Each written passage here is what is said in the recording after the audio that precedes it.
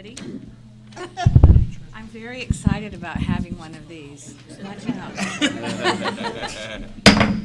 It's 11 a.m. on October 15th, 2019, and the meeting will come to order.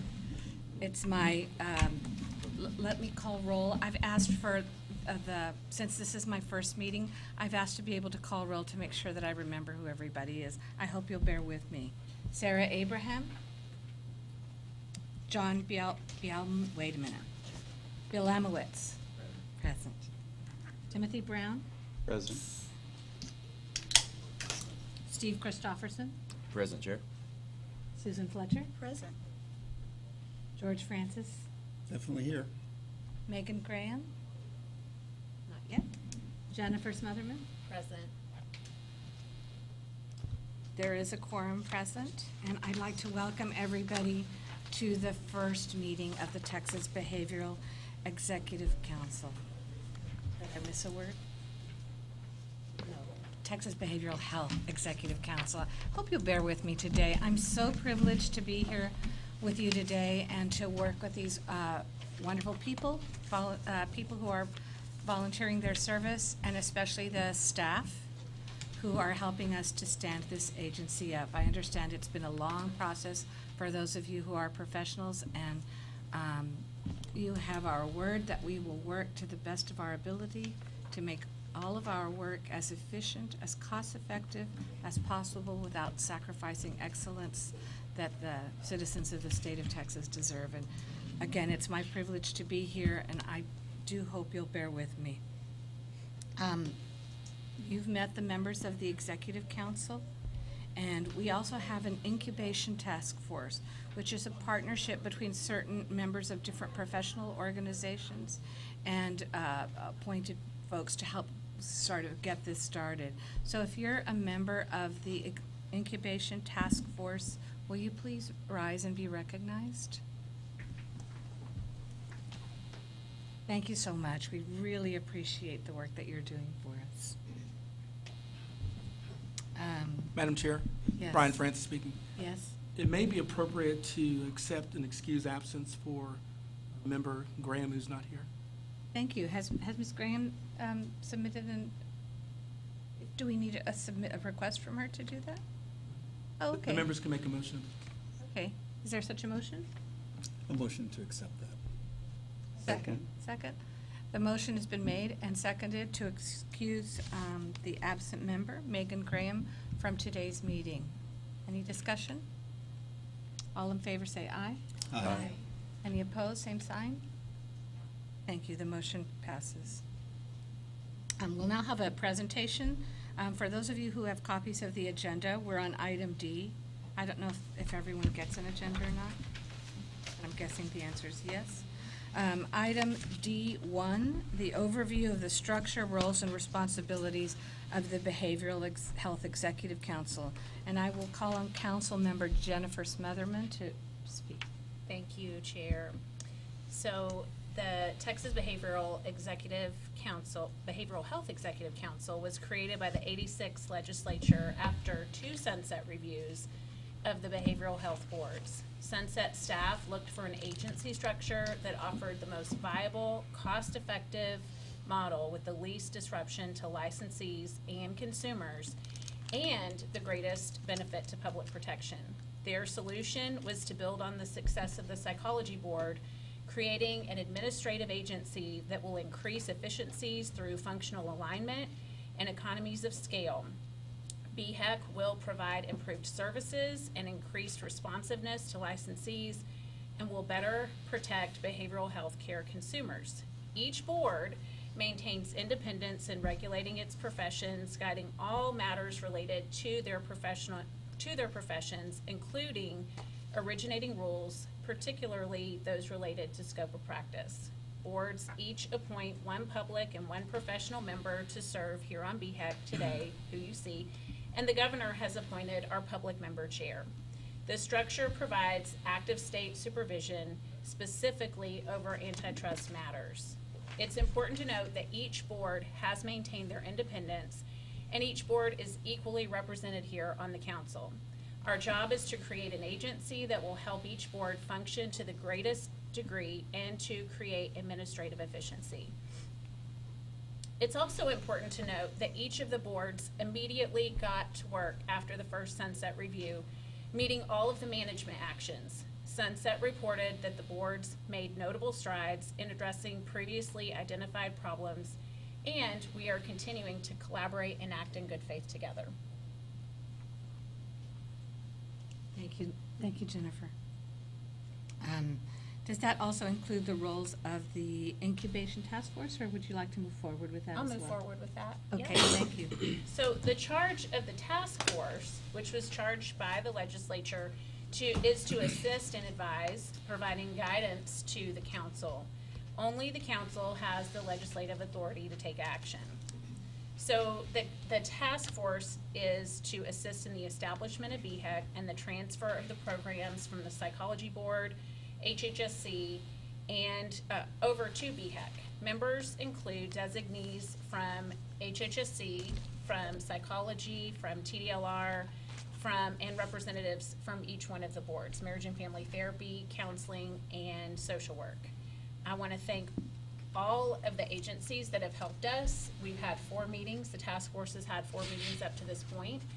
I believe that's right. We've been working hard, and specifically to agency staff that has worked in between those meetings. They've done a tremendous amount of work, which is evidenced by our agenda today. Everything that you see here today is a result of the task force assisting and advising the council to get us here right now.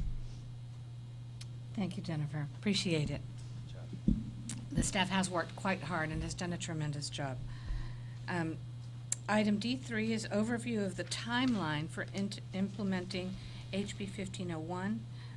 Speaking will be Brian Francis, Executive Director of the Texas Department of Licensing and Regulation. Madam Chair, Brian Francis, Executive Director with TDLR.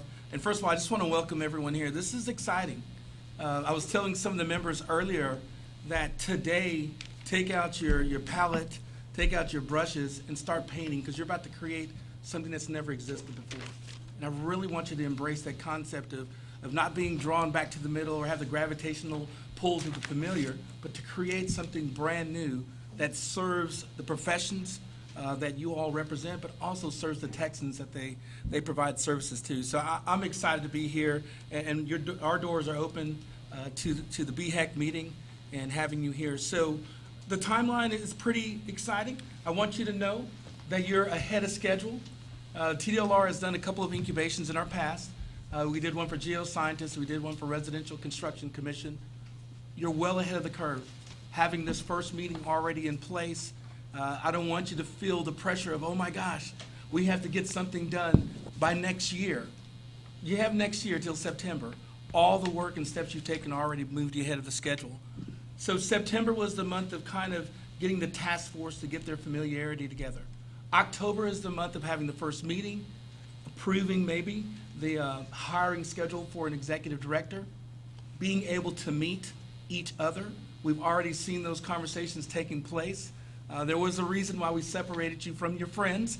We wanted you to make new friends, because this council has to be the example of collaboration and cooperation. Yes, you're representing your respective boards, but up here, you are representing Texas, and you're representing the ideas of how can the government be more efficient than what people believe we can be. So there was a reason why we set you guys next to each other, and thank goodness it wasn't one of those look to your left, look to the right. One of those persons are not going to be here. They're all going to be here at every meeting. They're just going to continue to be here, and you're going to continue to develop those relationships. So November becomes the month of rolling up some sleeves. You're going to, the task force is going to be working on rulemaking and getting those rules primed and ready for you to take a look at in your March meeting. Also, the task force, if the council agrees today, will have a work group that will finalize documents for the hiring of the executive director, and we'll talk about that in more detail. But bottom line is looking at the job posting, reviewing the matrix, scoring those applications, developing the interview questions, and how we'll do the scheduling going forward. December, we get the posting up for the executive director. That will be the most important decision that this council will make going forward. Who's going to be the the voice, the face, the energy that this new group needs to really carry your vision forward, that's where your focus is going to be. I love dealing with a panel and group of folks that deal with dissonance. You're going to be embracing the dissonance, but we all know on the other side of the dissonance is excellence, and that's what you're going to be pursuing as you go forward with this process. January, we'll have the first round of interviews, again, if the council agrees with it later on. We'll start looking at those candidates and seeing who wants to step up and lead this outstanding new agency and organization. February will be a month of reviewing those applicants that have come forward. We'll be fine-tuning the rule drafts that will come to the council. In March, you'll make decisions on choosing, having the second round of interviews and choosing your executive director, as well as having your first look at the draft rules. There's a couple of things that you have to do. By September 1 of 2020, the handoff needs to take place. You exist. By August 31st, 2020, every member up here has to have the training that's outlined in House Bill 1501. The task force members will all make sure that you're successful in achieving that. By July 31st of 2020, you have to adopt your procedural rules. We're going to be well on time and tasked to do that as well when we bring those before you at your March meeting. In April 1, you have to have your executive director in place. This timeline that we've outlined will get you and meet all those times with some room to spare, so you're not coming up to the finish line on that. And that's all kudos to the task force. I can't take credit for any of the work. The task force members have been working hard to make sure that you have to do the think work, and we'll do all the legwork for you that comes with it. I'm available to answer any questions if there are any. Are there any questions for Brian? Thank you so much. That was very thorough. But it's not over yet. Will you tell us a little bit more about item D4, the development of the transition plan between the council and the 4 transferring boards? That becomes some of the work that you'll start taking over in March, and April, May, and June, and July. You'll start having some heavier conversations, and I think Darryl's already done a good job of outlining some of those. The conversations about your IT system. You won't have to make that final decision, but will it still be housed at HPC? Will you have to contract separately with MicroPact? Those are some tight decisions you'll have to make. What will your license form start looking like? One of the things when we took over the 13 programs, thank you, 13 programs in Department of State Health Services over a 2.5-year period, one of the most invaluable moments in that process was sitting down and meeting the talented staff like Alice Bradford and those folks and learning about those programs. You're not going to change their scope of practice, but you are going to influence how that paper and that qualification process moves. That's going to be your role. How do you make it more efficient? And being able to understand those different programs, yes, you understand family and marriage therapists, yes, you understand the social work group, but understanding how all of them work and recognizing there's similarity in their processes, not their scope, but there's similarity in how the paper moves through. When you start hearing those similarities, that's where you're going to build on the efficiency, and we were able to identify those, but we would not have been able to do it without the talented folks at Department of State Health Services and now Health and Human Services. And then you'll have the same advantage working with the good folks from psychology, learning how they do business and then figuring out what's the best of their practices. We have learned something from every program that's been transferred to TDLR. We have 18 in the last 3 years, and every last one of those programs has brought a new thing to how we operate. We didn't do it the same way before. We didn't say, there's only one TDLR way to do it. Our system has been fine-tuned by the influence of those. And so the transition plan is having more in-depth conversations about what do you have, how's your data stored, where's your records at, how many FTEs do you have directly associated with this process? Because you have 58.5 FTEs that you'll start bringing on board come September 1 of 2020. You'll start that in July and August, but you need to know how you want to arrange those employees. That's one of the things that the task force group will provide. We'll provide our feedback on how to set up a functional organization. Darryl will provide his expertise that they've had and the success they've had with the psychology board in dealing with the behavioral group and how those touch points need to be in place in order to be successful. And of course, Allison and the team will provide their expertise, and you're going to have a new organization. I keep emphasizing new. This hasn't existed before. This is brand new. Treat it like that. You don't have to start with 1. You can start with 0 and creating up to excellence. So I strongly encourage you. So those conversations about transition will take place in March, April, May, and June, and you'll start finalizing that document because you'll have specificity to point to. Documents, data, conversion, people, systems, applications, complaints. You'll start connecting the dots and what needs to come over. And we're going to be here to help you at any level in that process. Thank you. And do confirm the timeline and the transition are currently drafts that need to be Absolutely. reviewed by the board. Absolutely. I think every meeting there should be an update on the timeline because they'll be modified as we go through. Even today, when the council takes up the issue of the hiring process for the executive director, that's going to influence changes to the timeline as well. So, Thank you. Are there any members? Do you have any questions? Madam Chair, I'm George Francis IV. I would just like to express my thanks both to the task force in terms of preparing us. We wouldn't be sitting here today without the work, as Ms. Smotherman said, that went before us and all that preparation. And thank you for your great articulation of what's going on and why we're here today. I want to express my thanks to TDLR, Executive Director Brian Francis, and the hosting that they've done and the work that they've done to help us get to this point, and obviously your work in getting us started. But I'm sure I'm expressing the same thing that many of us are feeling. I know I'm excited. I hear the passion that's being spoken here, but I just want to say thank you for everybody for the work that's happened. Thanks so much. We do appreciate it. And I'd like to take a moment to introduce Megan Graham, who is not absent after all. no, yes, yes.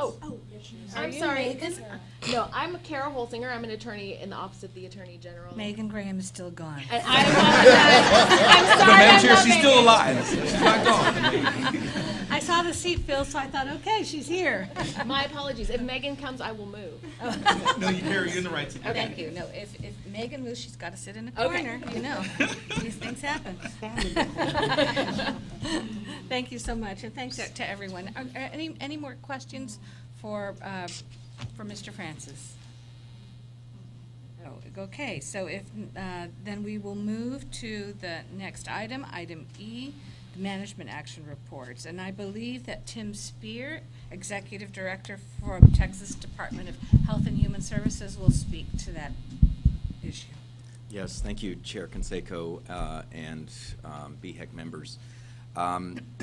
As Chair Smotherman from the Marriage and Family Therapy Board noted, we have been through the sunset review process for 2 straight sessions now, which is 4 years, and there was a preliminary, some preliminary sunset work in the session before that, so it's almost been 6 years. One of the things I'd like to talk about quickly is the sunset review process itself ended up being a tremendous opportunity for us.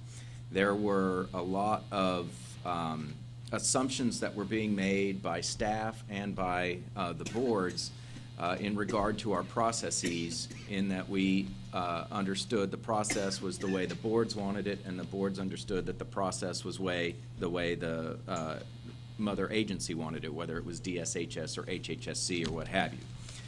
It turns out that neither of us wanted the process that way, and we weren't communicating properly. And the sunset process actually was a tremendous success in that regard, in that we were able to come together, communicate more effectively, and begin working on improving our processes. And that's what sunset is designed to do. It's designed to improve areas that need improvement. And one of those areas that the Sunset Commission was very was focused on was the way we handled our complaint resolution. The complaint resolution was based on a work group study that was performed in 1998. And so we were using that model, not knowing that we could change that model if we so chose. And so the Sunset Group told us that we should consider changing that model because it had several disadvantages to it.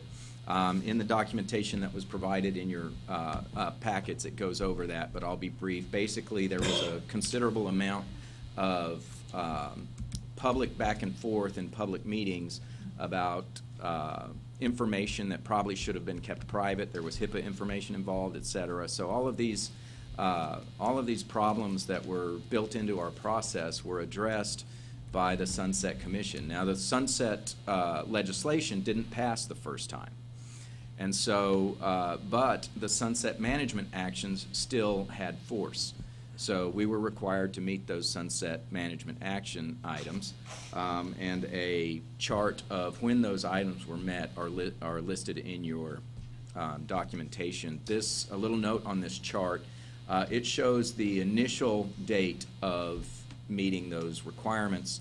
Some of those requirements have since been modified, like improved upon or what have you, but it shows the initial earliest point at which those modifications were made. So Sunset outlined several issues that they encountered in our processes, and our charge was to change the process so that we could meet those management actions and improve. The boards, to their credit, went forward immediately and took that to heart.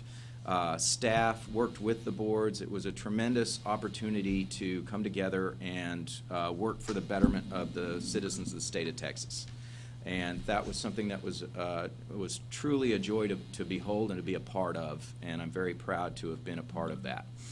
My staff worked very, very hard. The board members, as always, worked very, very hard, and we have achieved some considerable results. We have a long way to go in certain areas, but from meeting the requirements of Sunset, we have done a tremendous job. In regard to the complaint resolution process, there was a considerable amount of rule changes that had to occur.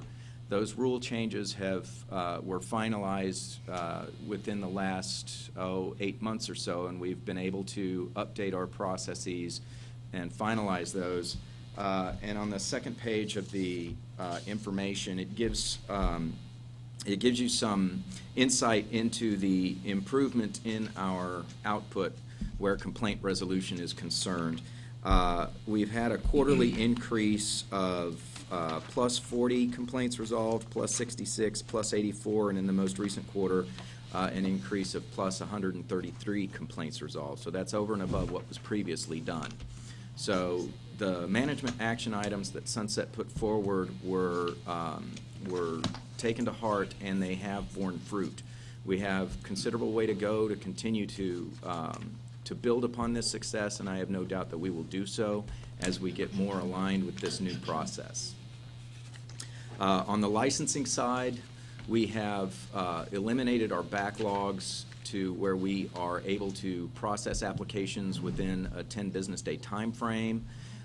In almost all cases, we are having some staffing issues that have caused our social work applications to be a little bit slower, but we are working on that. I will be embarking on a process review for our social work applications over the next 2 weeks, and we anticipate with some increased hiring and process review that we should have that addressed shortly.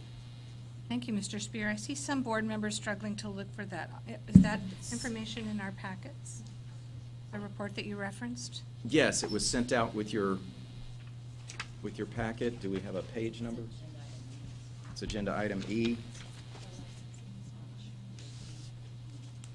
On the iPads. Page 14, Oh, it's on the iPads. and it's on the So for those iPad. board members who are struggling to look for it, it's on the iPads. Thank you, Mr. Spear. Is there anything else? Did I interrupt No, you? that is it. I'd be happy to answer any questions you may have. Do any members have questions for Mr. Spear? I'm so impressed that staff would move ahead of the schedule and take the directives of the Sunset Commission so seriously. I don't think you see those kinds of efficiencies too often in the government, do you? People moving ahead of what's instead of behind, and I'm very impressed with that. Thank you so much to all of you who Thank have you. participated in that effort. Madam Chair, if appropriate, I make a motion to accept the management report as read by Mr. Spear. Thank you so much. Is there a second? All in favor, signify by saying aye. Aye. Any opposed, same sign. Motion passes. Thank you so much. Item F is an update by training completed by council members and the scheduled training. It's my understanding that training for council members is vital to our services to Texans, and it's currently in process to be completed by each member with certain required dates. I myself was very taken aback by the training on human trafficking, and naturally I realized it was a problem, but I didn't realize the extent of it, and thanks to the Office of the Attorney General for that. If any of you haven't looked at that, it's on the Attorney General's website, and it's extremely alarming and moving. And I think it's a great call to action, so please thank Mr. Paxton for us. Are there any questions or discussions on the matter of training? There being no questions, let's proceed to public comment. The council welcomes public comments from those who have properly completed a public comment form submitted to the Texas Department of Licensing and Regulation. I believe Ms. Tamela has those for anybody who didn't get a chance to fill one out. Comments are limited to more than 3 minutes per speaker, and Ms. Tamela will be responsible for keeping time and notifying the speaker when time is up. I'm going to call each of you as listed, but Tamela, do you want to show them how that little machine works? Kind of like being on Jeopardy. Yeah. When I come green, we have 30 seconds to go to yellow, and when you're out of time, we'll go to red. Right. And I won't bang the gavel on anything. So let me call the first person. The name is Karen Supanik. And I believe you'd like to testify about outcome measures for the BHEC effectiveness. Yes, ma'am. Have a seat.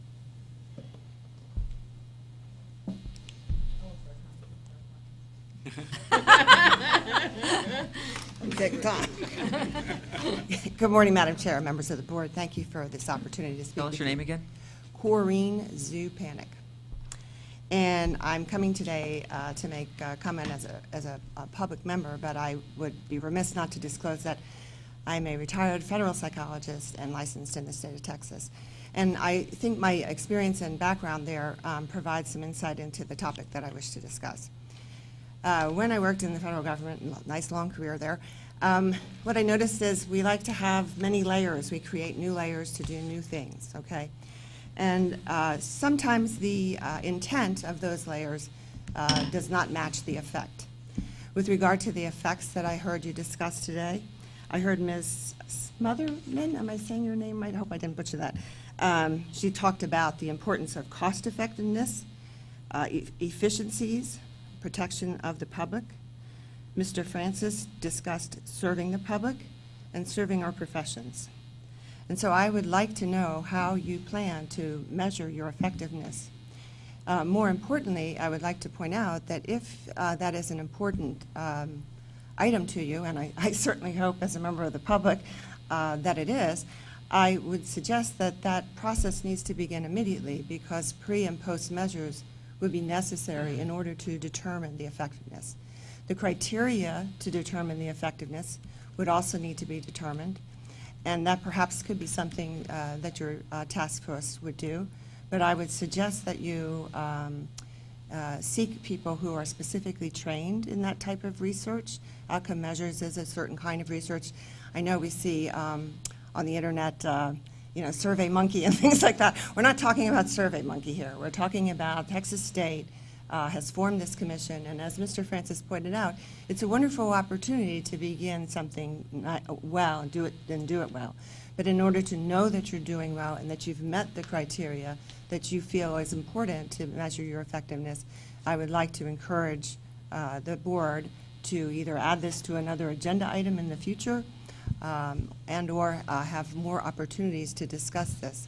Toward that end, I have a final comment because I have a family member with serious mental illness. And I would like to encourage you to include in your measures some comments or input from stakeholders.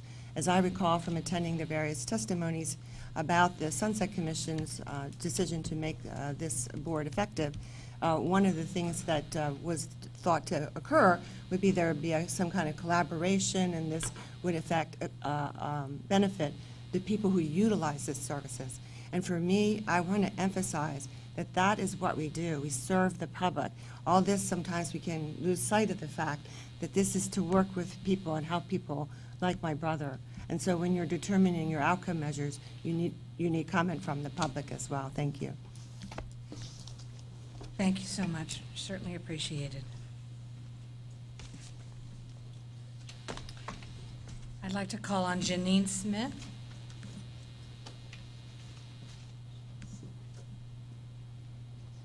Thank you very much. Good morning. My name is Janine Smith, and I'm a licensed professional counselor as well as a licensed marriage and family therapist, and I'm representing myself as well as the Texas Association for Marriage and Family Therapists.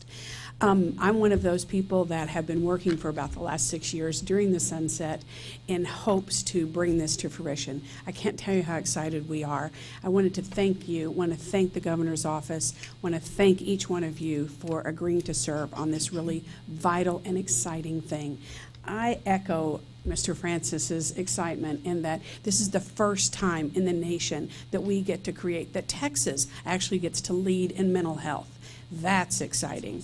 And just in case you don't think that the work you're doing is vital, just this week, I already fielded a phone call from one of our state senators' offices that had called because they wanted to find out, how does one of my constituents complain? They wanted to make a complaint. They couldn't figure it out.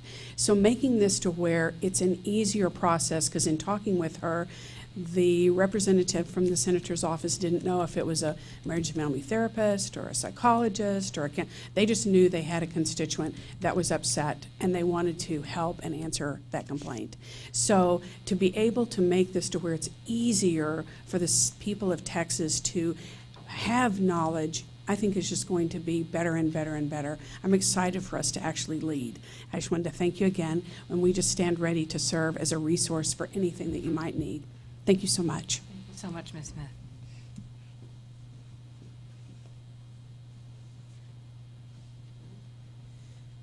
The next person is Mr. Will Francis. This makes the third Francis here today. That's how we roll, Madam Chair. It's good to be among my people here.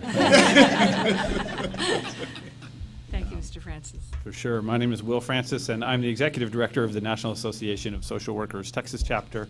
We represent a little over 5,000 social workers here in Texas. Very excited to come. I'll keep this brief. Basically, we just want to be here to serve as a resource for you all. Our members are very excited about the opportunities that the BHAC will provide for the structure of mental health services and the delivery of those services in Texas. We appreciate the incubation force. We appreciate HHSC, the psychology agency. My only thing that I would ask is, it's been very challenging to find out who is actually on the BHAC. And so from a transparency standpoint, we would love if that could be placed online.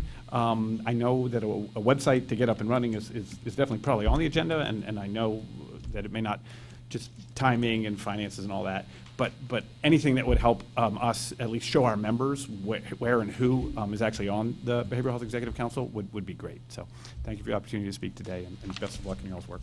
Thanks, Mr. Francis. I'd like to call on Jacqueline Seeley, who would like to talk about child safety and issues regarding family court. Ms. Seeley, are you here?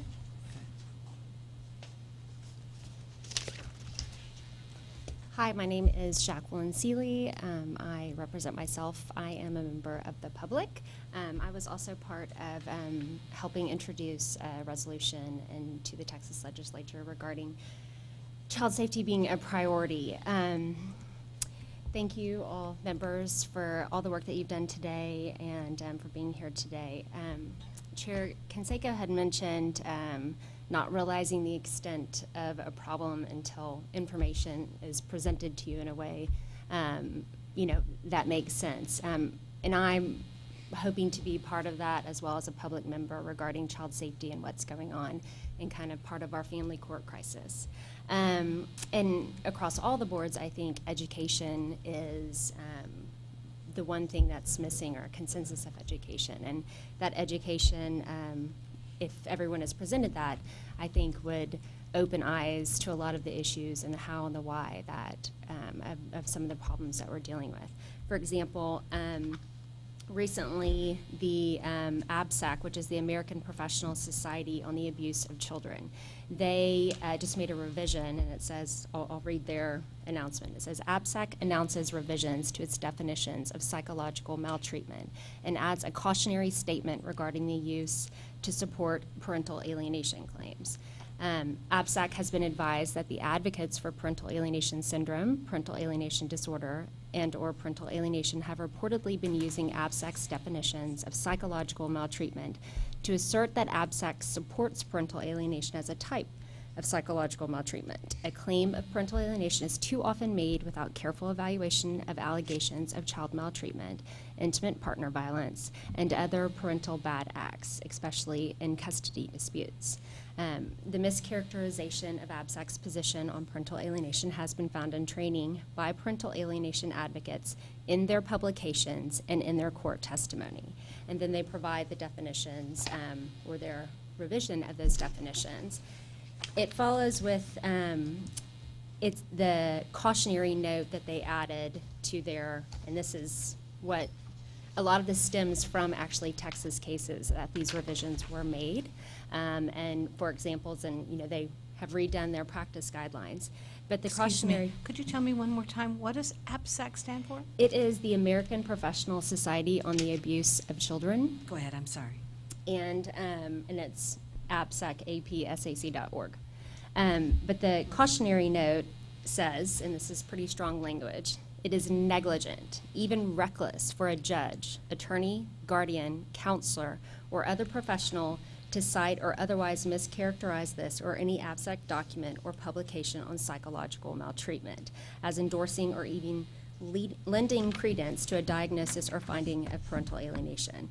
To find that a parent has committed psychological abuse of a child in an effort to interfere with that child's relationship with the other parent requires direct evidence of the parent's behavior, such as denigration, efforts to undermine the relationship of the child with the parent, and efforts to get the child to make false allegations. A child's avoidance of a parent is not sufficient evidence of psychological abuse by the other parents. And then it says to seek advice. But this is one of a lot of national efforts of people who've had their own task force of issues that are all across the nation, but definitely Texas as well. And it's just this type of education that as public people, we're not sure if everyone is aware, and it's something that would be consistent across all the boards, and something I hope to be a help with, and that is factored in with all these things. Thank you. Thank you so much, Ms. Seeley. I'm sorry for interrupting you. I'd like to call on Jan Fries.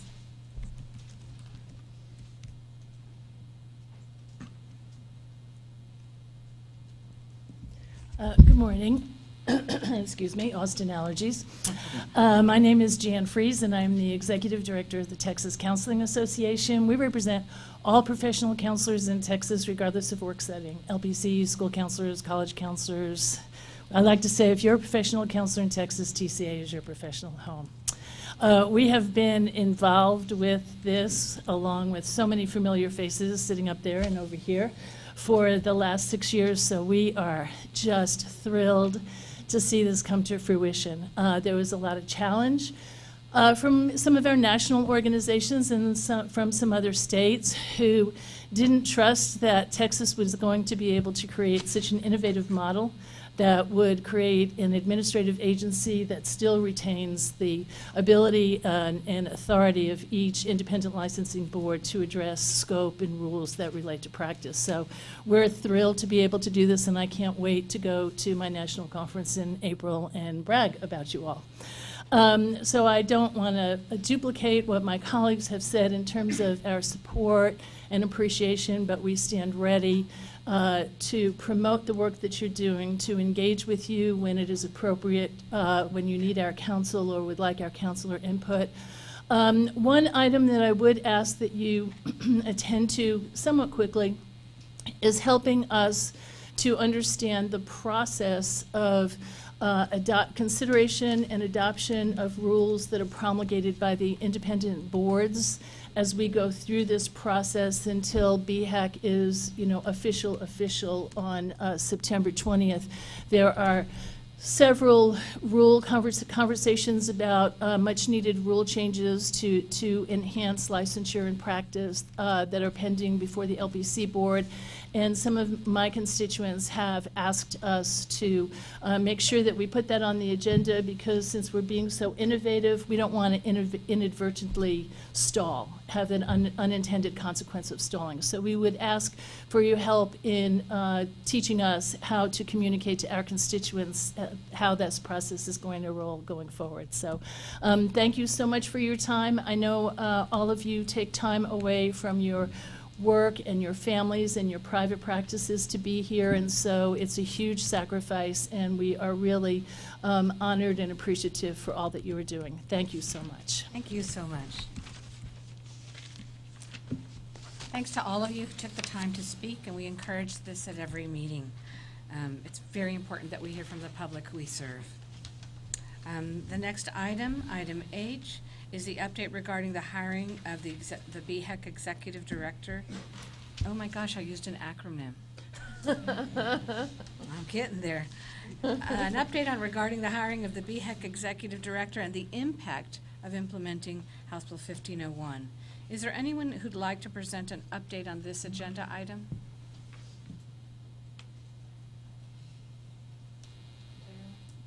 Mr. Francis?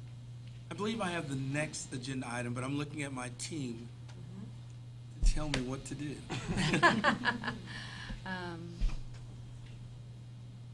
have anything right now. Okay. If I can add something to that, just Sure. when I've John Belamowitz, I'm a public member on the TSBEP.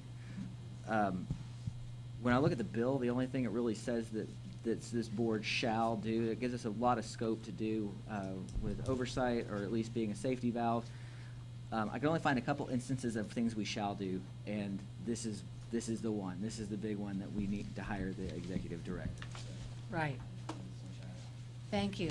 There are a great number of processes that we need to go through in order to work through a hiring process, as you might imagine. Things like a job description and a matrix for criteria, and the incubation task force, along with some of the staff, are making recommendations for that. Eventually, they will come to this council for a motion or some decisions, one way or the other, but at this point, we're strictly in the draft phase. So if there's no other discussion, Should we give an update on what we've heard from the LBB on this? if you'd like. Would that be appropriate right now? Sure. Okay, so, we were ready, the task force was ready to say, let's get going on the hiring, and then we were told, and y'all correct me if I have this wrong, fellow task force members, but we were told that we need to hold off on that. And it had something to do with the contingency rider, that it does not contain specific language in there about the executive director right now. And so we still have the total number of FTEs that we requested, but we are not able right now to just label one of those as an executive director. Correct. Now, we do have it built into the timeline that I believe it's March 1st, 31st. Yes, first. That we will be able to hire an executive director at that point, and so we've been looking to that point. But the solution really in the meantime, while we cannot hire an executive director, would be for this council to appoint an interim director. And we do have the blessing, I guess, of the LBB, the governor's office, the attorney general's office, all saying yes, the comptroller's office, all of them saying, yes, you can move forward on appointing an interim director while you are in the process of getting ready to hire an actual director. Now, we're not gonna be able to call that person an executive director because that title is not in the bill, but we will be able to call them a director, and essentially they're gonna do the same job that an executive director would do. And then perhaps next year in the next budget, then the title can change to executive director. Did I get that right? Do we need to add anything different? Darryl Spinks, ED for the Psychology Board. That's pretty close. Okay. I was listening. If I can dovetail or expound upon that a little bit, looking at the bill, looking where it says executive director, it's lowercase. I think if anybody wants to correct me on this, please do. the way I'm understanding it with the LBB, the way they're explaining it, executive director is an actual job description, an actual level of a certain specific and certain things that come with that. Has anyone heard anything differently than that? It's just a tad different. When you look at state government, so everything we do is driven by the dollars and the numbers. So you have this bill that says, you shall be and come into existence. There is also a bill, which is the funding bill, the Appropriation Act. In the Appropriation Act is where there is a schedule of executive directors, where they're listed, my salary's in there, where I'm listed at salary group. That wasn't specifically put in there. So it's not a function of the lowercase, uppercase. It's a function of this other bill, the Appropriation Act, not including the specificity in there. But long story short, the LBB has agreed that there's 6 months worth of salary to bring somebody on board. It's semantics. We're going to call this person the director, and they're going to have all the duties and specific duties of that. The document that Ms. Fletcher handed out includes, I think, the best efforts and ideas of the task force. It looked at the psych board executive director position description, my position description, those for the Health and Human Services Commission, and put together what we think is a great starting point for moving forward with bringing in this leader that's going to be for your organization. So this is the draft of what the job description would be. It looks very much kind of like mine, and it looks very much kind of like Darryl's, and it looks general enough to be specific enough to lead to excellence. And you're going to hear me say the word excellence because I think that has to be our pursuit as we move forward in this endeavor. Agreed. Thank you, Mr. Francis. Any other comments? Okay, hearing none, then we'll move to the next agenda item, and that is the job description for the hiring process, including the possible appointment of a committee or work group, if you will, of council members. Mr. Francis. Madam Chair, Brian Francis, Executive Director with TDLR. So before you again, you have the possible job description for the director role, and you'll hear me drop the word executive in front of it, so I'm on point for the director role. And then also in the blue binders that have been placed in front of your folders. One of the roles that TDLR will take, if the council is agreeable to it, is that we will be your HR department. We'll do the job postings, we will collect the applications, we will do the screening, of course, with the work group's efforts and involvement. We will help set the location for interviews going forward. We'll reach out to the candidates.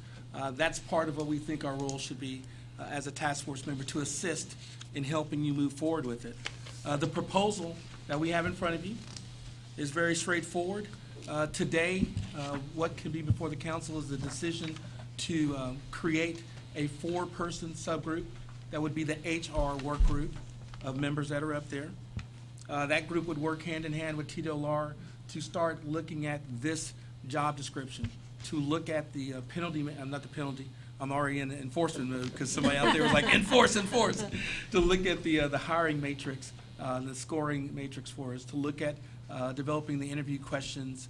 So that's put together. And then also in this proposal, if you turn to page 2, it's got your job description. It's got the MQs, as we refer to them. I'm sorry, Madam Chair, the minimum qualifications for the position and the experience. It also will highlight the preferred qualifications. I know every person up there has been involved in the hiring process, so you understand that that's the net that you cast in order to bring in a great group of individuals. The point key is based specifically off the job description. So it'll say, oh, if you need X degree, a bachelor's degree, that's worth 2 points. Those numbers are set by the work group and TDLR staff. If you have a master's degree, it's 4 points. If you have a doctorate, then that's 10 points. Those are the things that go into the point key. It's all based off what is in the job description, what are those elements that are critical to the performance of that role. The work group will finalize those documents in this proposal. The council has all the ability to wrestle with it and twist it around today, but would finalize those documents. They would be the group that does the first round of interviews of the top 10 candidates. That number is not set in stone, y'all. If you want to change it to 20, if you want to change it to 100, please don't. If you want to change it to something else, that's something you do. But we thought that having that work group literally live up to its title of working as a group, that they would do the first round of interviews. We would do all the scheduling, we'd get the room that they're going to be in, set up the water, make sure everybody has a wonderful time saying why they should be the leader of this great new organization. On page 5 of the document, it looks like this. It has the steps. It walks you through. The first steps are, this work group being created and approved, then working with our staff to finalize the job description, finalize the point key, finalize the interview questions, and then in December, we would post the position. January, we'd hold the first round of interviews of whatever number of candidates you think is appropriate. If it's 10, if it's 15, if it's not 100, please don't do that. And then whittle that down to a workable group of 5 finalists is our recommendation. Again, that number's not set in stone. And those 5 finalists would then be interviewed by the full council. So that's the vision and the plan for you. We'd also take care of the, sorry, you did not win the bachelor competition letters. We would also help and assist in developing the onboarding information needed for this person coming on board, and we would do the orientation process and get them up and running, and you'd have a director by April 1, as required by the statute. So our proposal is very clear. 4 members of the council being appointed today to a work group. That group does the hard lifting of finalizing the documents. They would conduct the first round of preliminary interviews. The candidates, whether it's 5 or some number, not 100, please, 100 candidates will be finally interviewed by the full council at their February meeting, their March meeting. That's the plan. I'm welcome to talk about any of it if you'd like. Any questions or comments? I have a question. Yes, sir. Is this the proposal from the task force or from TDLR or? I think it's a combination. Okay. The number 10 and 5 was definitely some harebrained idea of this bald-headed guy named Brian. Just trying to make it workable. But the idea of having the work group do some work, I think was Right. task force element. That did come up in the incubation task force discussions. Madam Chair, I'd like to make a motion that we appoint a hiring committee of 4 members, and that it would be comprised of one of each of the representational boards that make up this esteemed body. Good idea. May I have a second? I'll second it.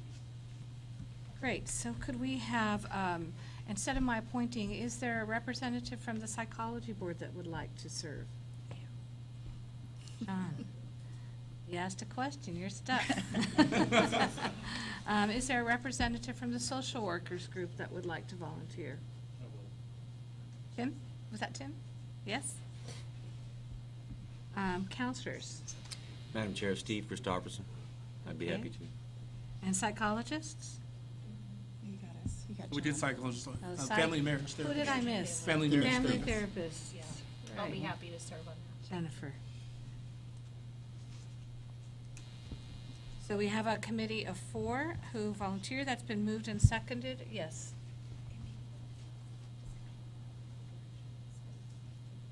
Okay.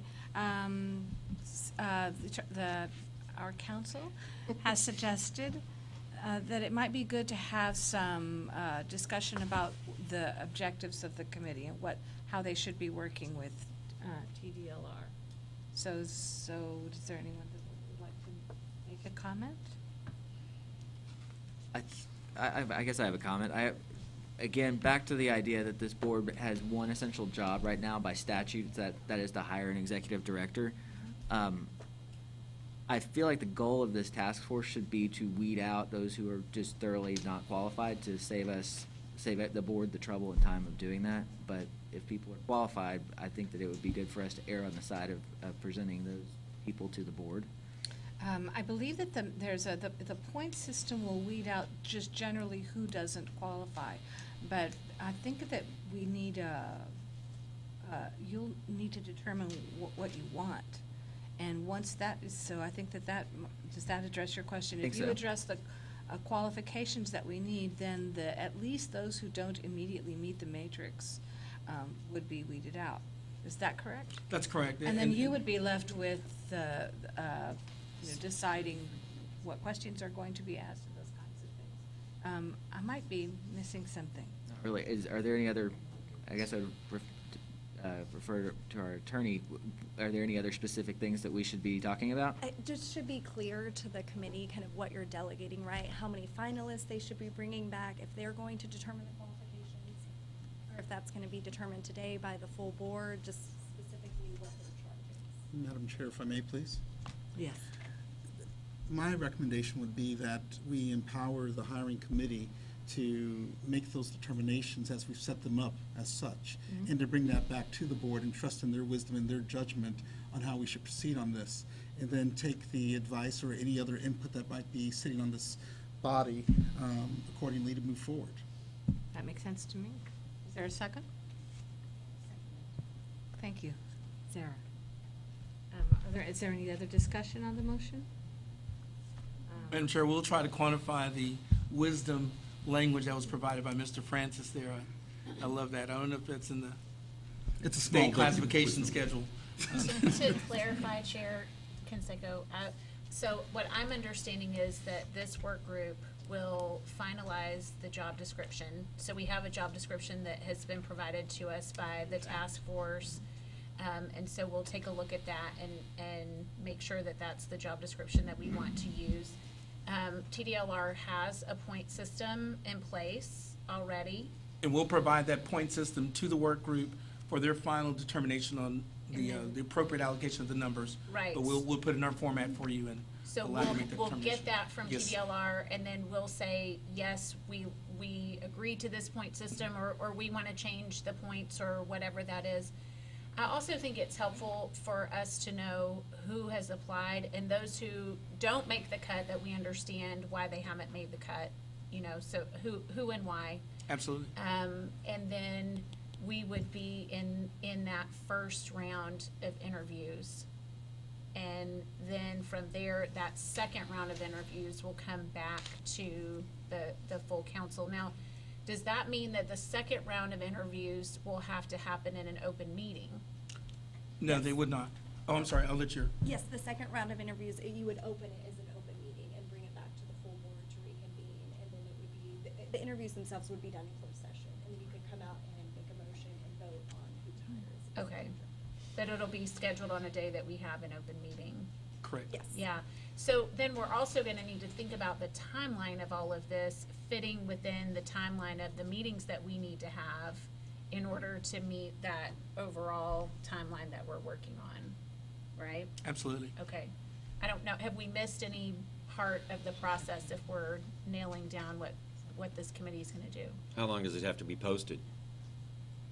We can do it until filled, and I think that would be the recommendation we would make to the bodies until filled. Is there a We could do minimum? 10 days, 5 days an internal posting, 10 days is an external posting. I wish I could restate that motion. But that was a clarification. of That was just the- a clarification. Yeah. Great, great. Then, Absolutely. is there any other discussion on the motion? Just to be clear, will you have enough with what we're about to vote on? Will you have enough to get the job posted? Without question, our first contact with the work group will probably be in the next week. My HR attorney, who is also my Director of Human Resources, will be running point on this. So she's gonna make sure that we comply with all the statutory provisions and make sure that we document it appropriately. Because again, this is that first decision, and it's critical that it's done right. But we have enough here, but the first order of business is getting with the work group. We can do it by phone and make sure that the document reads exactly the way you want. That becomes the first starting point. Then we'll build a matrix, the point matrix from that document, provide that to the group, and we're gonna be able to hit a December posting on this very easily. Do you have a standard matrix in place? We have a standard format, but just imagine that we have a matrix for an investigator 3 and an attorney 4, and one for a program specialist 2. They are different based on the elements that are in there. But some of the elements are scored exactly the same. The education requirements, their experience, we break those down pretty much the same, but it is going to be dictated by the elements in the. But the EDs, it's a standard? It's not, because this is your executive director posting that you'll have, but It'll be based on all the elements in there. There'll be nothing new or curveballish thrown into it. One more clarification in terms of our duties. We would be developing the questions for the interviews.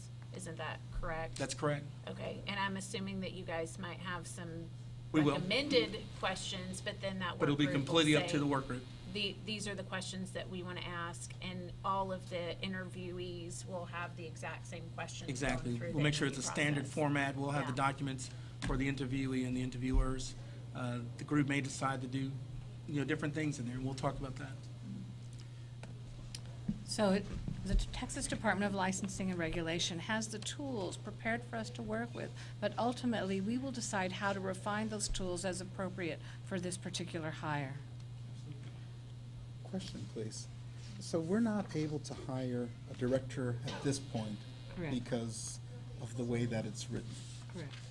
We're hoping to change the language at some point so that we will have an executive director. That's correct. We can't hire we cannot hire an interim executive director. Hire an interim something else that may do these same things, but we cannot hire an interim executive director. Is that Right. correct? Is that restated correctly? But an executive director by the state is a different level than a director. Those are different classifications and qualifications. They're absolutely not. They're not. Yeah. You're going to have a director 1, 2, 3, and 4, and across the state, depending on the size of the agency, you may have an executive director that is a director 1, and then you may have one that's a director 4. So The would we proposal be- we have before you is a director 4. Okay, so will we be able to take that individual, the named individual, and reclassify them as an executive director, or will we have to go back out for hire and post it again? You will not have to go back out. That person will be employed in that position. What will probably happen is when you submit your legislative appropriations request in August of next year, you'll have a statement in saying, oh, by the way, we want to make sure that our executive director is included in the schedule for executive directors at a group X and a salary Y, and they'll run from there, and the LBB will then be the one that controls what gets added to it, but you will have made known, and they already know, that that's something that'll have to be adjusted. So what I would ask the work group then, Madam Chair, is that we look at the qualifications and we level it against where we want to be with the executive director of what appropriate level that it is, so that we match those qualifications the first time, so that the individual we have and that we eventually select we would have the possibility of just reclassifying them versus going back out again. Right. Yeah.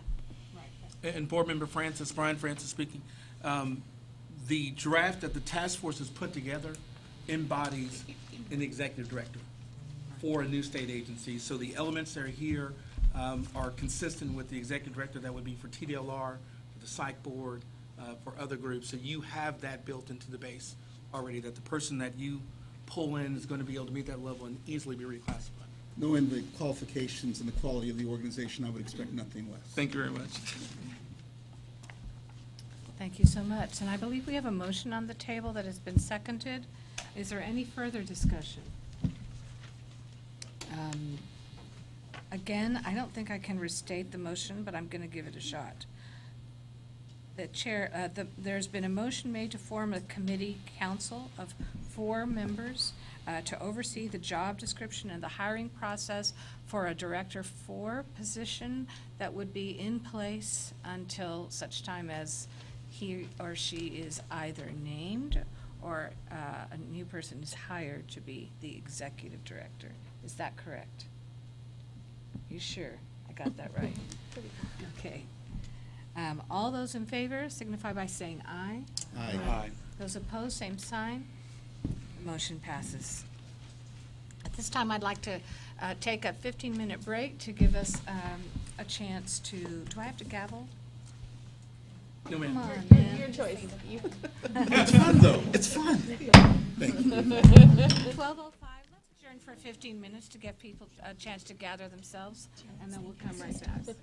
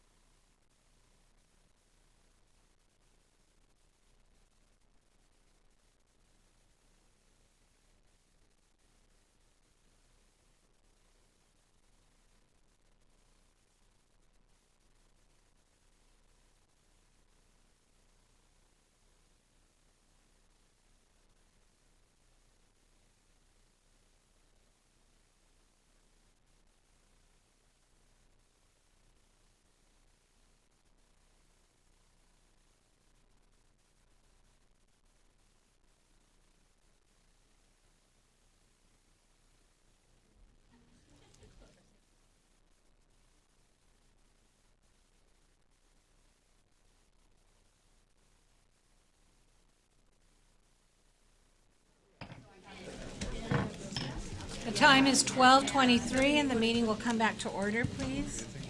The next item on the agenda is item J, an appointment of an interim director, which we now know is simply an interim director for BHEC, including the duties and the compensation.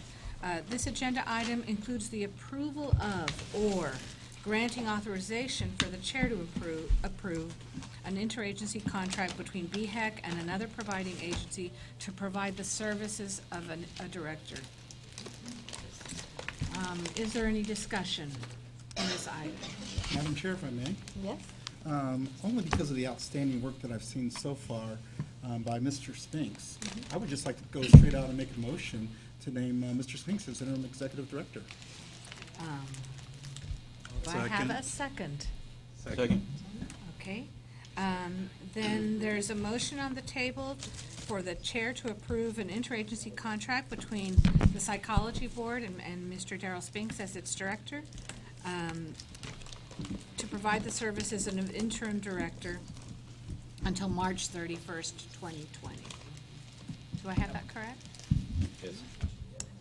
Is there any discussion? Okay, then, yes?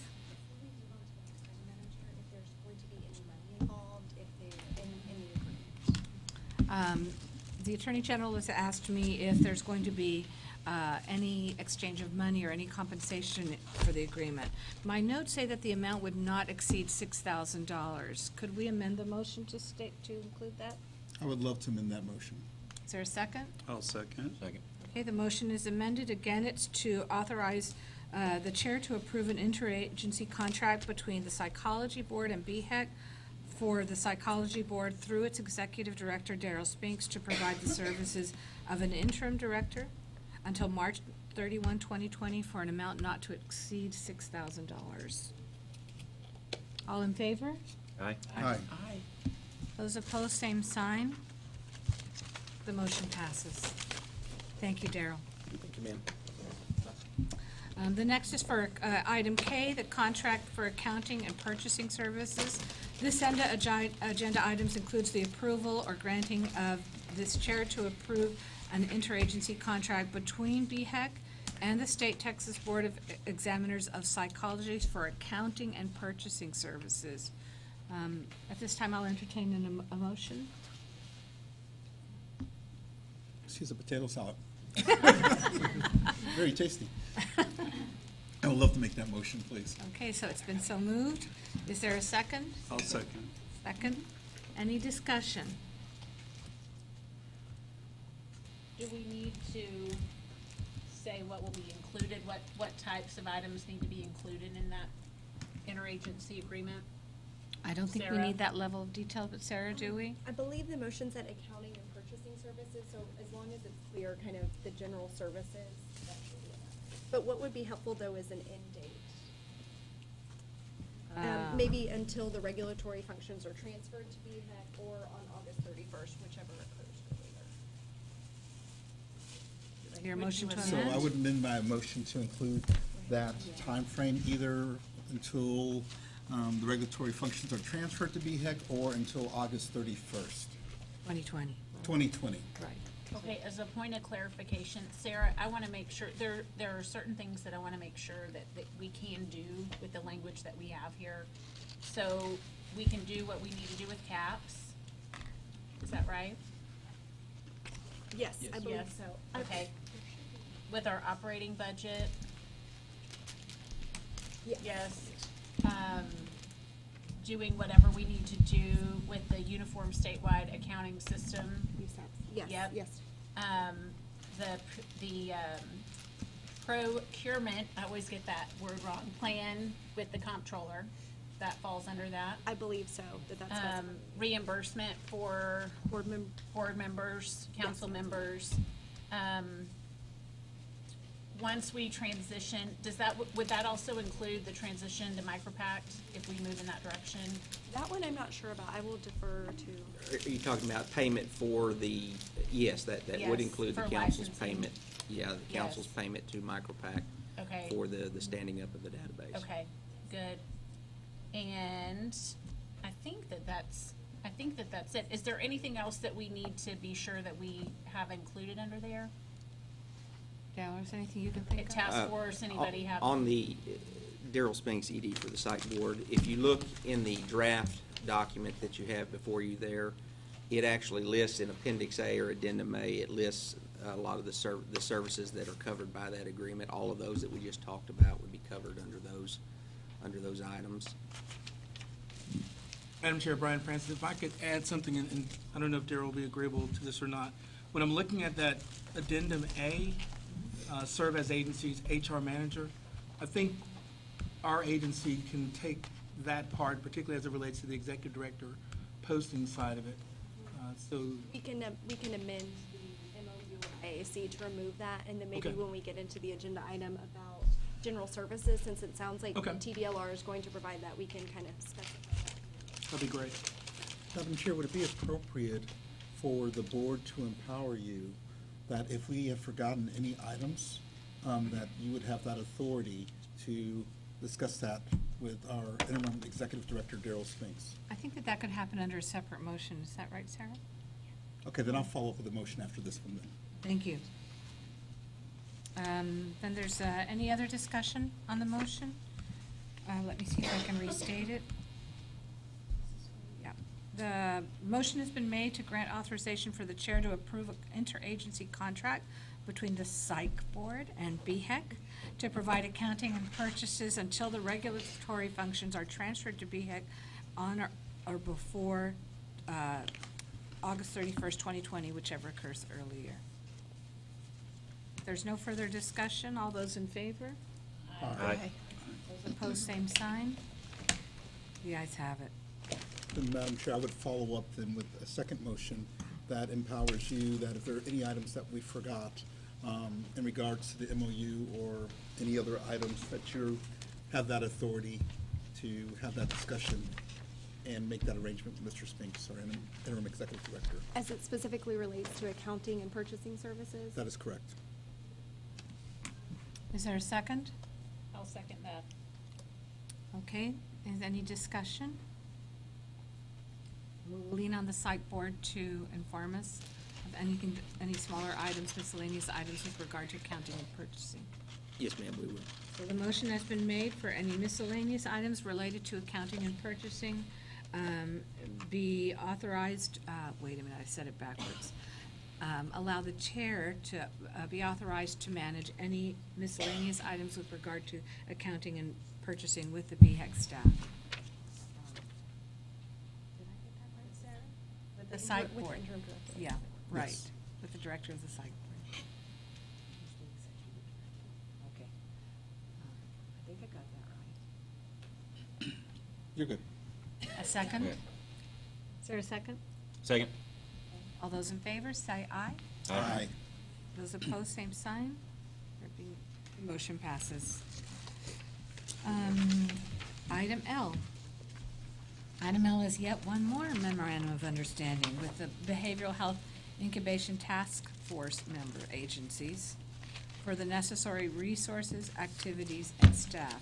This agenda item includes the approval or granting of the authorization of the chair to approve any MOUs between BHEC and the Texas State Board of Examiners of Psychologists, the Texas Health and Human Services Commission as they represent the other three professional member boards, and/or the Texas Department of Licensing and Regulation to ensure that BHEC has the resources and staff needed to carry out its responsibilities under this bill and Chapter 507 of the Texas Occupations Code prior to August 31st, 2020. There are three folks addressing us on this matter today.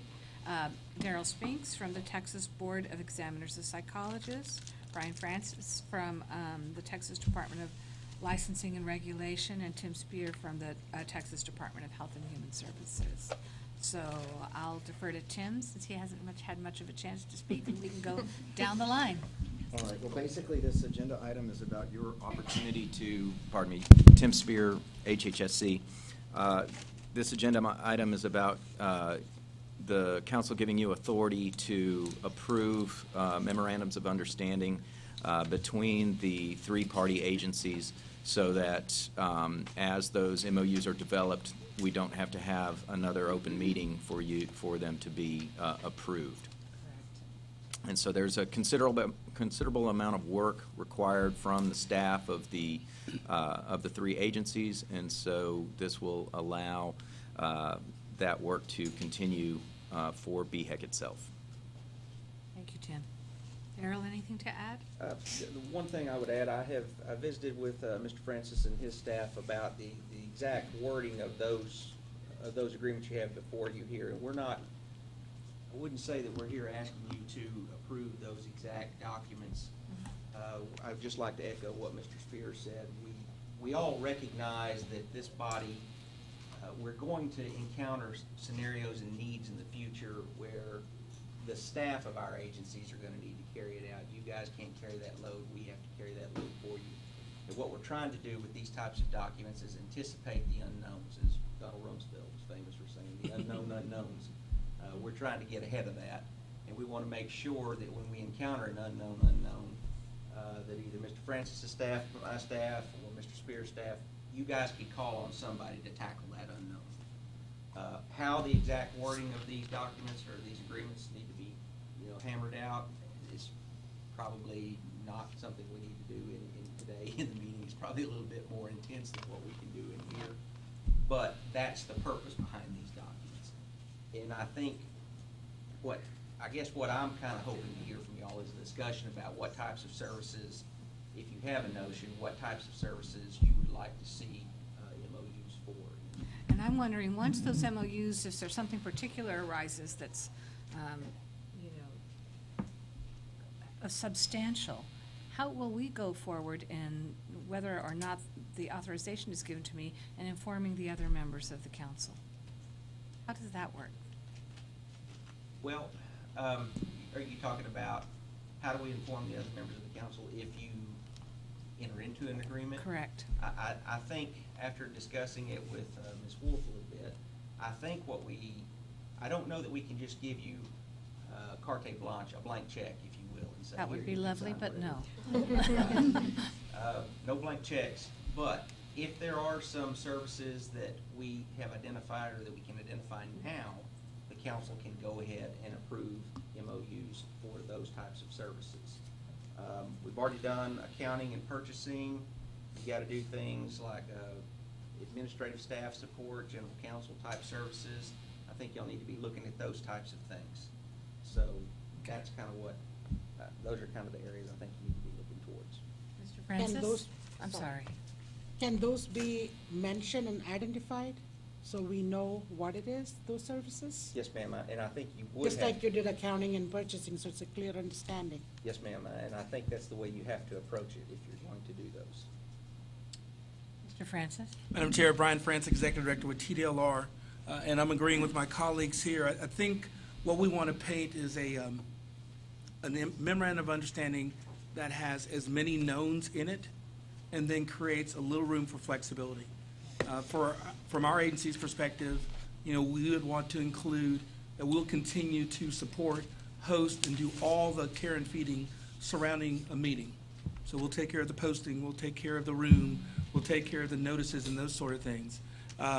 Obviously, we want to do it for the HR activity associated with the executive director. We'd list that as specific.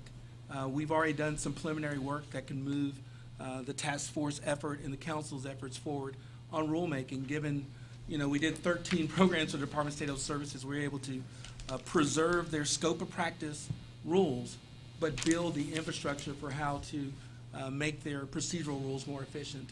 We've already done a heavy lifting on that since the session, just in anticipation that we may be in the role. So we would list those specific duties. We see them as a duty.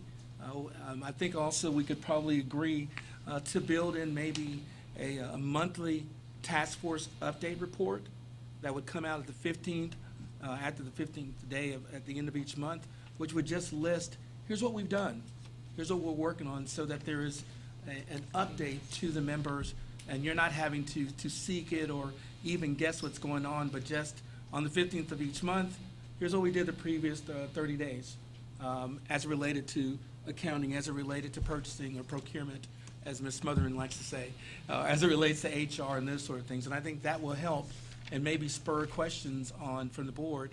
And what we do with our commission, which is also a governor-appointed board, is that if there are questions, they'll come in to Tamela, and then we will make sure that we protect and preserve the open meetings provisions, but also get information to the council members as appropriate, so you're informed about what's going on a very regular basis. That'd be great.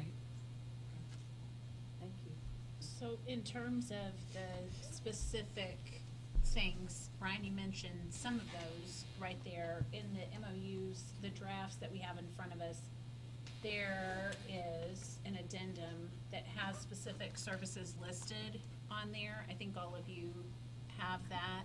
Sarah, would it be appropriate for us to simply say all of these types of services? Now, I know the operating budget, some of these things we already covered in the earlier motion, but services that are there.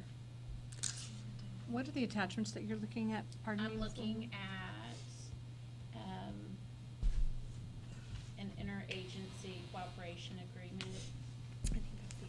Councilmember Smotherman, I think that's still relating to the IAC with accounting and purchasing for. Oh, that's different. Yes, Okay, yes. okay. I'm on the wrong thing. I was hoping that we had a list already in front of us of things that we would want to include, that we would give the chair authority to enter into MOUs on specific things. I don't think we've drilled down that far just No, yet. There's no list yet. That's No, kind of what okay. we can go through right now if the Okay. council wishes. Okay, I think that we should do that so that we leave here today and you have the authority to enter into MOUs. That allows you to be able, or us to be able to conduct business between meetings and to move forward, as I understand that. All right, so we've talked about accounting and purchasing, we've talked about meetings, and we've talked about HR with regard to the director position. Administrative support, is that something that the site board is willing to provide for us? Yes, ma'am, As we needed? can. General counsel, Legal services would yeah, be legal services, also the site board? yeah. And I think technically that'll be shared between the AG's office to some extent as well as the site. Sure. Or no. She said no. She said absolutely not, Brian Francis. Once they have their own general counsel through the MOU, we will no longer be involved in the Okay. process. Okay. Sign me up for that list. Where's that list at? Where's that list? Did we cover taking and preparing minutes, certifying agendas, posting meetings? We'll do all that under the TDLR. care and feeding of the meetings. You've got TDLR that. will handle that, absolutely. Okay. And the recording, sending rules to the Texas Register for publication. We are up for that. Okay. TDLR is up for that. Okay. So, yeah, rulemaking. So if I may, Madam Chair, I would ask you, Executive Director Brian Francis, out of the 18 other agencies over the last 3 years that you have brought into underneath TDLR, what other things would you recommend or suggest that you've seen where MOUs are needed? With the move that the council has made to have an interim executive director, a lot of the unknowns will be captured through that person. I think all the task force members will agree that if there are areas that the interim executive director identifies that needs to be done, we can step up and push and pull on that. But I think having the rulemaking known, the HR being known, having the meetings taken care of, Darryl's team is filling the gap in terms of the administrative services. A lot of the work that you think you're going to have to do between now and hiring the executive director, you're not going to have to do. You don't have to do an operating budget between now and then. You're not going to have an LAR between now and legislative appropriations request, I'm sorry. So some of the things that are on that list that you think you're going to have to do, you won't have to do until you hire your own person. The things that'll happen in between then are going to be meetings, and it's going to be rules, and it's going to be postings, and then it's going to be some type of notice to the the supporting boards. Somebody made the comment earlier about wanting to know, having a clearer path of who's on the council. We can take care of that by just simply notifying the supporting boards and saying, here's the list that you can post on your respective pages. So each of the professions know that. That doesn't have to be on the list. That's something we can, as a group, put together. We will make the recordings from this meeting available to each of the groups that they can put on their webpage and say, by the way, you want to know what BHEC's doing? I'm not going to call it that anymore. It should be Behavioral Health Executive Council. It deserves having the mental health part spoken out loud. I think we silence it too much. So Behavioral Health Executive Council meetings and those things being available. So, Mr. Francis, to answer your question directly, I think the IAC with the interim director covers a lot of the gaps, but naming some of the specifics, like meetings and rules, those sort of things will be helpful. You'll have fewer gaps than you'll need between now and April. Would TDLR stand up the website for us in regards to expediting communication and making sure that people understand what's happening and when it's happening? Let me take on this responsibility as my guy behind the screen is and the little man behind the curtains, like moving furiously, saying, please, boss, don't do that. What we will do, he's right there. He just sent a message now. My guy told me I'm fired. What we will do is we will create the infrastructure of the documents. So meetings, membership roster, the minutes and those sort of things that can be placed on the 4 respective professions pages, because at the end of the day, the universe is the family marriage therapist, the universe is the licensed professional counselors, the social workers, and the psychology board. They can find a space on their webpage, but we will create the standard language that goes on all theirs, so they'll have that. I don't think we have to create a new page yet. Okay. But we will create the content to start putting on each person's page, if that makes sense. It does, and the reason why I stated that and I asked that is that, in my experience, the more communication you can get out, the faster you can get out to appropriately set expectations and let people know what the vision is and where you're going and what you're thinking. That's just one avenue or one venue to be able to do that. And so I think it's something that we want to make sure it happens as quickly as possible, because that we know that many of the citizens of the state of Texas use that forum to get to us. Absolutely. And to get information. So thank you for that. Absolutely. And we'll take that up. I would ask that same question to Executive Director Spinks. Is there anything else that comes to your mind in your long experience with the state that we're missing or have not listed? Well, before I move on that, let me touch on your question about the website. I'll tell you, I met with the web developers for HPC, the Health Professions Council, which this body is a member of, yesterday. And I visited with them about going ahead and beginning the work of putting together a website for the agency. So that we have kicked that off. Obviously, you know, I don't have any mock-ups or anything to show you here today, but that has been started. I've kind of told them that I would like to see something. I would like to have something in hand that I could bring back to you guys no later than March. That way you can start looking at it. But they're already working on that at HPC, so we're going down that road. As for items that need to be covered under the under general services or other MOUs, the GC services, the general counsel, administrative support, Mr. Francis is going to handle, it sounds like, a lot of the posting, a lot of the process that goes behind rulemaking, making sure we get posted to the register. I can't think of anything else off the top of my head right now. Okay. So, short answer is no. I can't think of anything else. And then the same thing to Executive Director Tim Spear. Tim Spear, HHSC. I am not sure what exactly is covered under administrative services, et cetera, but information technology is going to be of paramount importance. And that's going to include data. That's not just contracts, et cetera. So the data transfer and being able to seamlessly discuss and work with each network is going to be important. Also, facilities is going to be a huge issue, and we're going to need to know where y'all are going to be, because that's something that's also going to be important. I think there's going to be negotiation involved in these MOUs, because they're going to be going through legal departments for each entity, and so it's something that we won't be able to nail down today.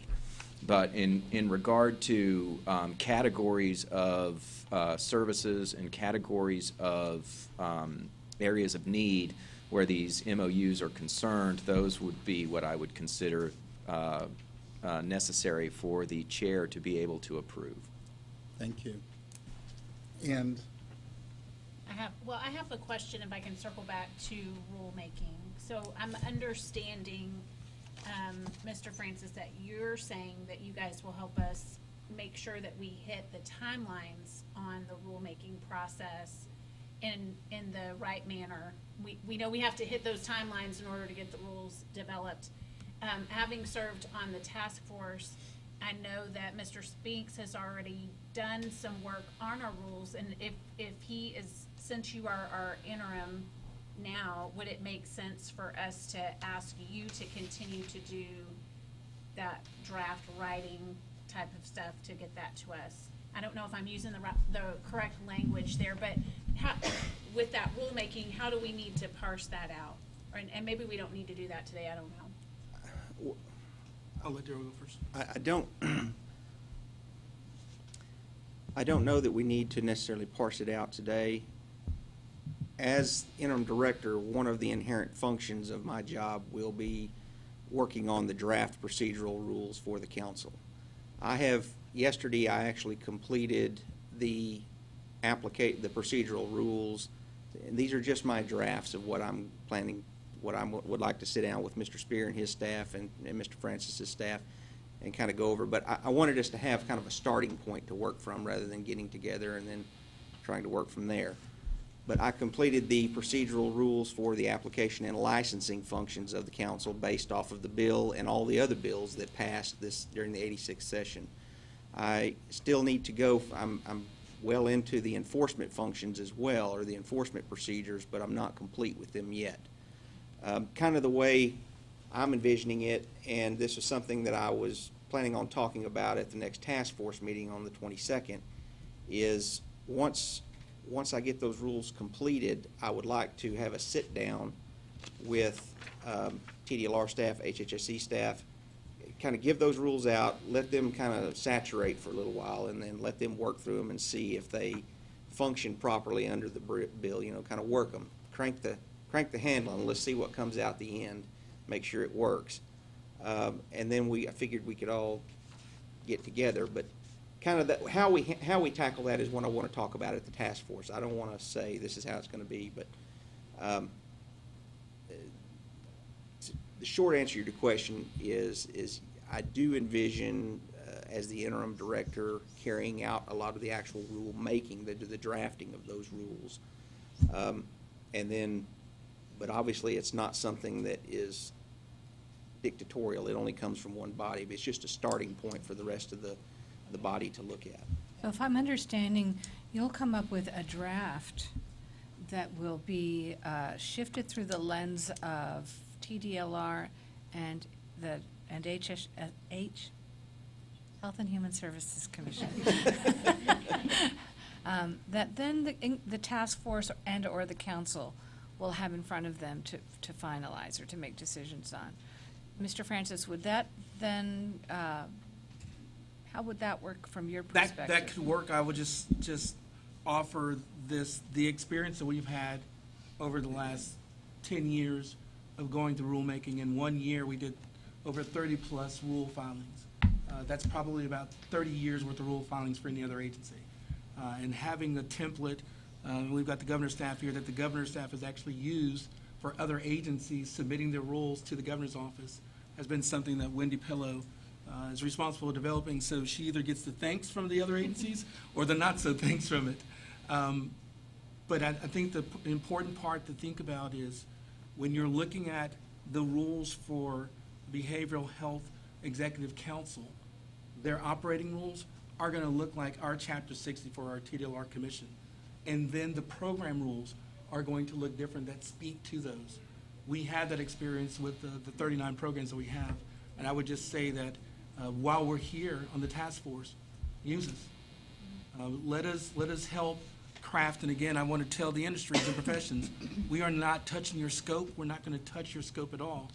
But being able to bring the expertise and experience that we developed over the last 15, 20 years to how you set up rules that are functionally dynamic is something that we can help out with. So however that can fit into the matrix, we want to be a part of that process. We want the success of this group. So Thank you. however that fits in, let us know.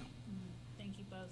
And then the last item that I was thinking about was our training, and that's, I'm assuming will fall under interim director, or is that gonna go to legal counsel for each board? Do we need to determine that? I would imagine that that goes through legal counsel to the interim director and then back to us. Does that make sense, Darryl? Are you talking about the training required to serve as council members? And The training required for us to serve as council members, but then also all of our boards have to get specific training on BHEC, yes, right? yes. And so who and how are we gonna meet that requirement? The executive, by statute, under 501 or 1501, the executive director has to develop the training manual. Okay. I will tell you, I have developed a training manual for the council member training based off of 1501. It's based roughly off of the manual that I use to train all my new board members whenever they come in. I know Mr. Belemowitz and Dr. Fletcher both used it, a version of it. I think the interim director can certainly carry out that function because he or she is operating in the place of that executive director position. So I think that is somebody that could carry it out. I have visited with Sunset. I don't think the fact that it's not a true executive director carrying it out is going to be a stumbling block for you. In other words, I don't think the legislature or the commission or anybody is going to hang you up on a technicality and say, well, it's not a true executive director that did it. The objective is to get you trained so that you understand your roles and your limitations.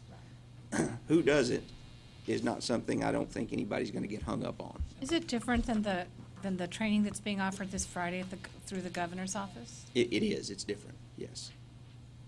So the vision at this point is that as each one of our boards has a meeting, that we're gonna, while we're already all together in Austin, that we're gonna be trained at that time between now and that December 1st deadline.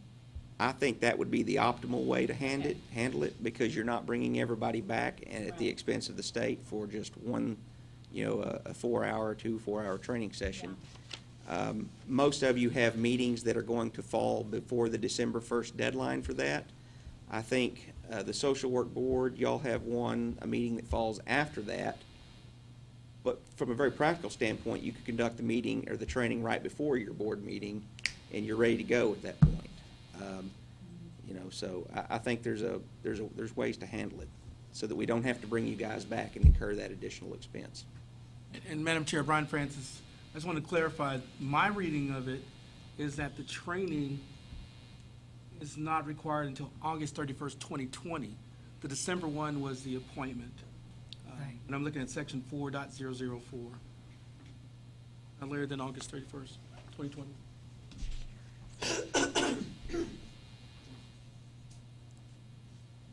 I have counsel too. I saw that. We noticed. I've been corrected. That's all right. So it is December 1st? I'm moonwalking back away right? from the August 31st. Lydia, August am I right? 31st is for you. Right, Your December- respective boards, December. I December? apologize. Is it December 31st? First. December 1st. We need to be, I am sticking to this because I was publicly reprimanded for the lack of training that our board members had, and so I very much specifically want to make sure that we have all of the training done so that we can go back to Sunset and the legislature and say, we have done what you've asked us to do. So that's why I'm kind of nailing this in. Right, and I'm also curious to know, I've taken a few already and been certified. I keep thinking I'm gonna lose those darn certificates. So, will there be a central place that collects all of those things? And I'm looking at you for a reason.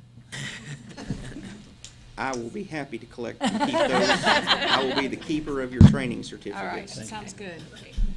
Madam Chair, if appropriate, I'd like to make a motion, please. Yes. Based upon everything that I've heard and discussed at this point, to empower you, the board chair, to enter into MOUs with appropriate agencies, to cover this list, but not, unless I'm missing something, based on everything I've heard, training, regulatory services, facilities, HR services, rules, I had facilities a second time. Meeting and administrative services, otherwise known as care and feeding. Information, systems and general counsel. Do I have a second? Am I missing? Sarah, do I have to restate that? What agency was there, was that included specifically for her to enter into an MOU Actually, on my behalf of language was BHAC? flexible in terms of agency. I think we need where to- appropriate and where needed with the interoperative agencies. I think we need to get a little bit clearer, meaning the council needs to agree on what agency is going to provide. So then I would amend that motion, well, since there's not been a second on it, I would change that motion to read, all healthcare organizations, specifically Board of Psychologists, excuse me, let me use appropriate terms here. So the Psychologist Board, Marriage and Family Therapist, Social Work, and Professional Counselors. And then, of course, TDLR, the Attorney General, and is facilities a separate organization in the state? The Facilities Organization, Information Systems Organization, because that would be separate. That would leave us, HHSC. thank you, HSC. that one. And training falls underneath who? Psych. Psych, which is one of the other four. So those would be the agencies that I would list inside of that motion. Still, we need to just be a little bit more clear in terms of TDLR will Please. provide HR services, hosting the meeting activities, and et cetera, kind of the list that has been discussed, or whatever the council wishes. Just if we could go kind of agency by agency in terms of the services. I'm I know, I It's understand. hard for me to come. When we're reviewing the Madam contracts, Chair, it would will you make be our so lives kind as to provide a hand here? Thank you. I hope I took notes correctly. Let's see. So Texas TDLR would handle for us meetings, HR, rulemaking. I think we are playing in a co-rulemaking role with Psych Board. Rulemaking Part 1. Psych Board would help us with rulemaking Part 2. Admin support, legal services, website infrastructure, or should I say information technology? Oh, you're hesitating. Both of them together. IT, information technology, yeah. Okay, so those four are Psych Board. And training. In terms of data transfer and facilities. Madam Chair, Yes. one recommendation on the IT, you may want to consider an MOU with the Health Professions Council, since that is in all likelihood the agency that will be managing the database for this. If they'll be managing the database, would that include the data transfer? Yes. Yeah. Could I? That leaves facilities interrupt real open. quick, I'm sorry. Ms. Wolf, is it necessary for us to indicate which of these agencies are going to do what, or would that not just be in the MOU? It would be, but since we're delegating this to the chair, since the Mhm. council's delegating to the chair the ability to sign these, we would like it to be clear the council's wishes in terms of what agencies provide what services, and they can overlap, for instance, right? So if HHSC and the Psych Board and TDLR want to all say rulemaking, we can do that. It's just. Well, it Who are we seems signing that this with? is all going to be, there's going to be work for all of us interwoven with this. So I don't know that I understand the reason for pointing out to any particular agency when all of this stuff is going to interweave. I think the assumption is that this is a discussion of who will sign with. So the Behavioral Health Executive Council will sign an MOU with a particular agency, and that agency will carry out its work with or without the support of related agencies needed to get the job done. But the contract itself is between our council and the agency we sign with. So they are sort of taking responsibility and being accountable for the work of all the input related to that task. If I'm so sorry, if I hear Executive Director Tim Spears' question correctly, what I hear in that question is, if we misstate an agency, or if the roles and responsibilities of that agency changes in the time period before we actually enter into that agreement, then do we have to come back to the board? And I think what we're trying to do is to introduce flexibility into this empowerment to ensure that it's efficient and we can expedite it. Yes, I agree. And you do have some, words in here like administrative services and administrative support that hopefully can kind of be a catch-all. But I think it was also my understanding that the agencies also sought a little bit of clarity in terms of, it would be helpful for the agencies to know exactly what they're responsible for. And my understanding is that would be in the MOU itself, would it not? Yes, I think it would be. I Yeah. think it has to be.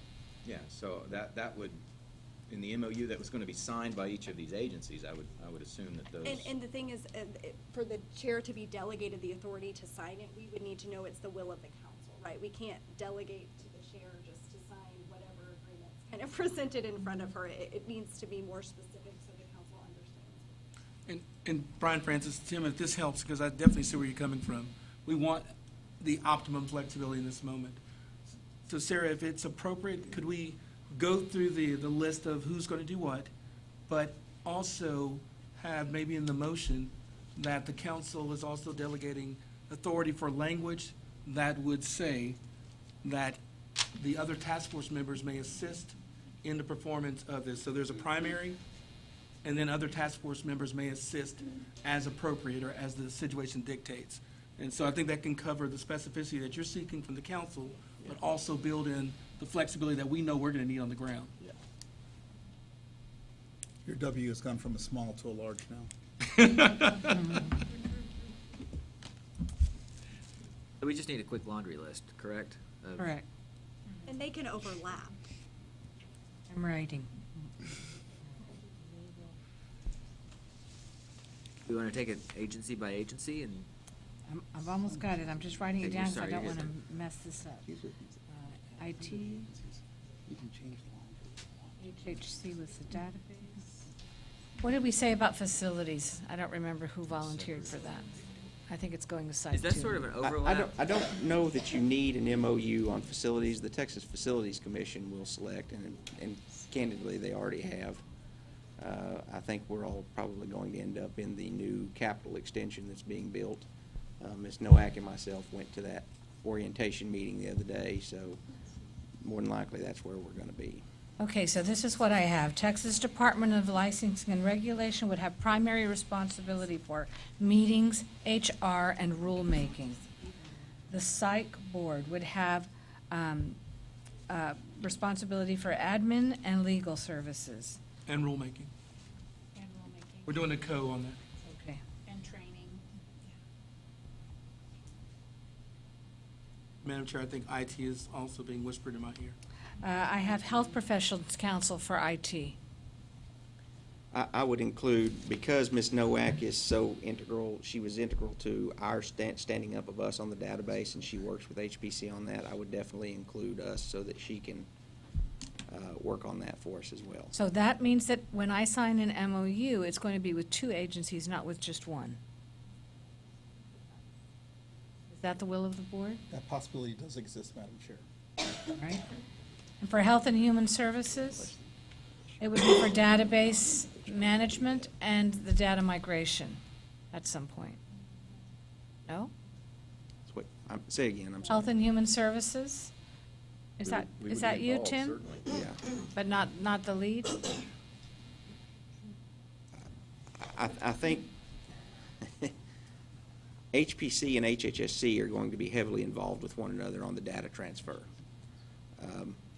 So you're probably going to want, for the IT and data transfer, you're going to want, I would think, an MOU with HHSC and HPC on that. So as the chair, the potential impediment that I see is that if something goes wrong, I get to yell at 2 agencies instead of just one.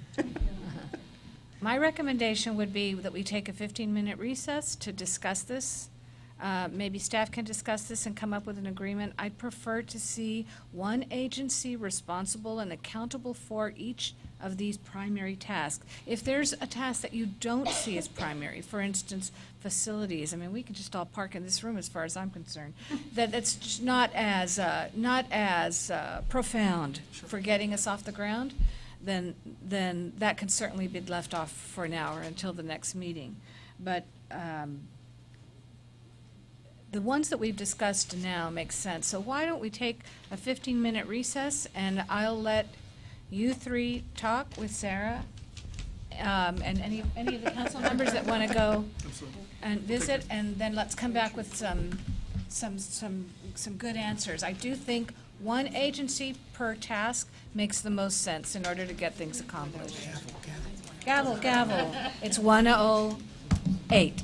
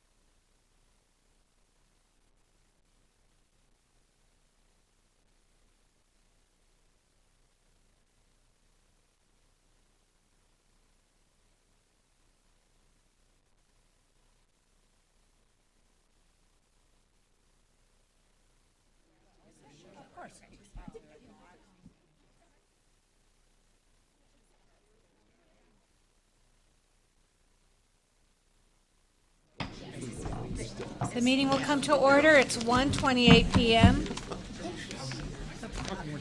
Thanks to all of you from the staff for working this out, and I'd like to entertain a motion to grant authorization for the chair to approve interagency contracts as follows. With the Texas Department of Licensing and Regulation for rulemaking, HR, and meetings. With the Texas Psychology Examiners Board for general counsel services and training. With the Health Professions Councils for Health Professions Council related meetings. If I can have matters. Writing was Oh, bad. sorry, I matters. No, my reading is bad. And if I could have a motion and a second, I'll explain that in a little more detail for you. Second. Thank you. Before there's discussion, let me just go over that particular. A few things were left out, and that's because the agencies have agreed to get together. They are not urgent, and they will come back to us and talk to us about what decisions they'll recommend for this council to approve. With regard to the Health Professions Council, they aren't represented here, and as a result, don't have a seat at the table. So if we can go to them for related matters or authorize us in that way, they will begin to work with us on the most urgent matters. The most urgent matters, rulemaking, HR, meetings, general counsel services, and training are the primary things that we need to look at for now. Is there any other discussion or questions? Then, I've stated the motion. All those in favor signify by saying aye. Aye. Any opposed, same sign. And the motion passes. And thanks to all of you for working with us on that. We sure do appreciate it. Item M is recommendations for agenda items for the next council meeting. And Psych Board, since you're charged with, meetings. Mr. Francis, if you don't mind having somebody take down or what we'll talk about the next time. Are there any items that the council would like for us to Yeah, discuss at the next meeting? I would like to extend the opportunity for all of us to, at the next meeting, talk about the reasons, the measures about what the board is accomplishing. That was suggested earlier today, that we develop some way of showing that this group of people are accomplishing what we're setting out to accomplish. So possibly in the future meeting, talking about what are those variables, and some of that can be measured, and some are going to be archival. They're not things that we have to start over. So just a way to show that we're fulfilling the purpose.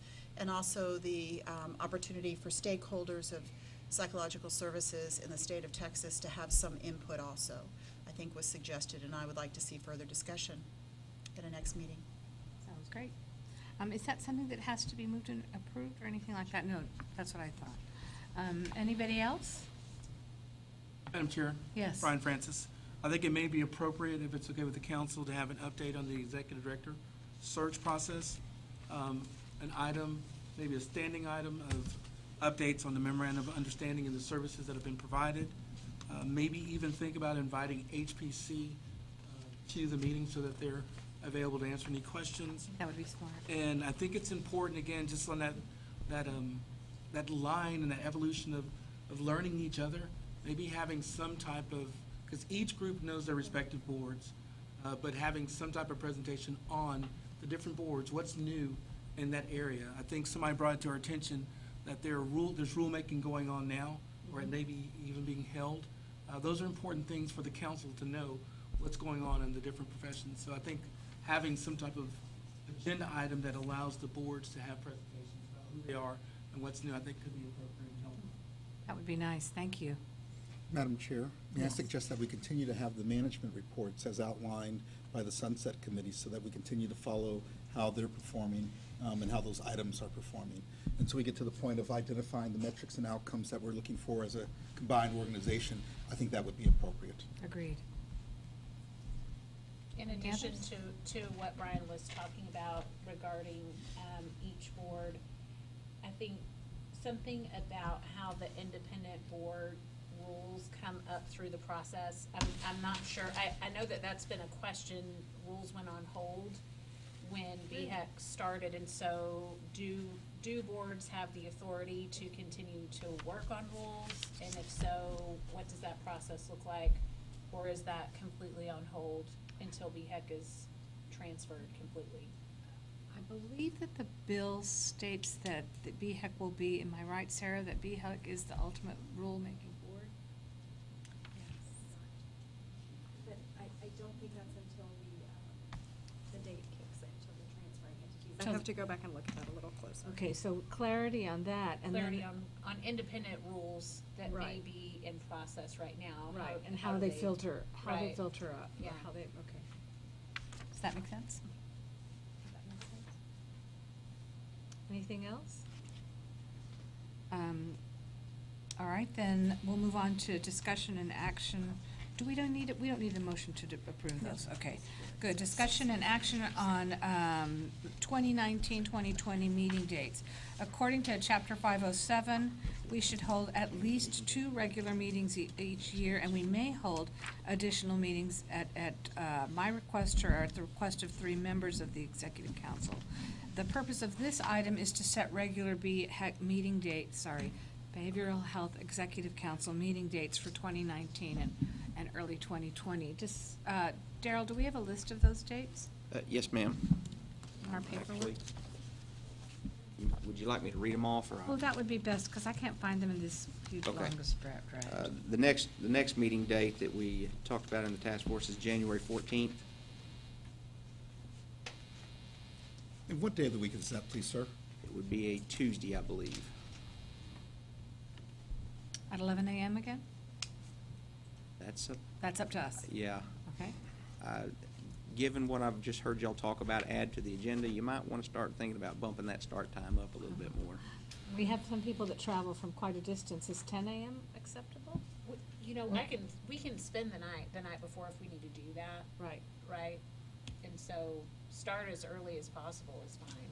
And I would suggest that, at least so that people are fresh for the meeting, and they're not trying to drive in or fly in and then come in here prepared to discuss something as weighty and as important as we deal with. So my preference would be for people to come in the night before, get that rest, and then be prepared for it.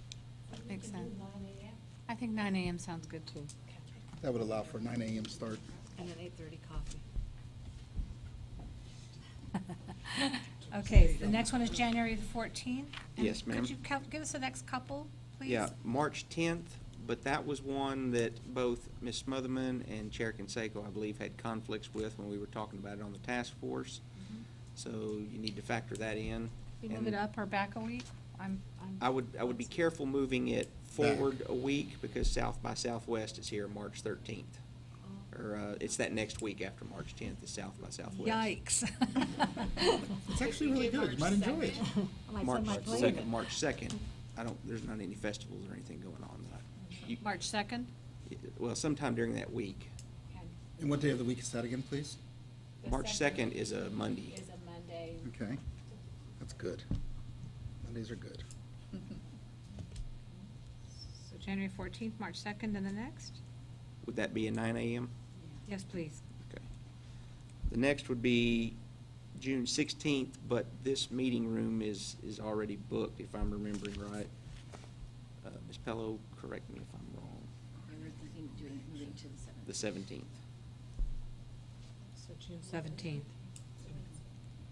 That's a Wednesday. Is that all right with everybody? June what? 17th?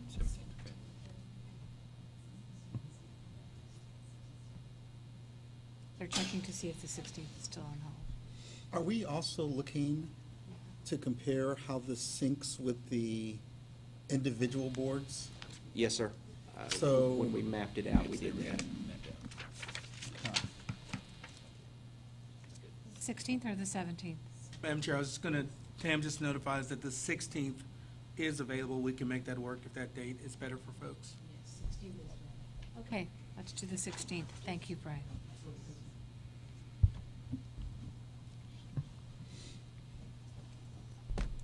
Is there a motion to approve the meeting dates as proposed on January 14th, March the 2nd, and June the 16th, each one beginning at 9 a.m. So moved. Second? Second. Any discussion? All those in favor, please say aye. Aye. Any opposed, same sign? The motion passes. Any abstaining? Sorry, I forgot to ask that. Okay, too late, we passed it.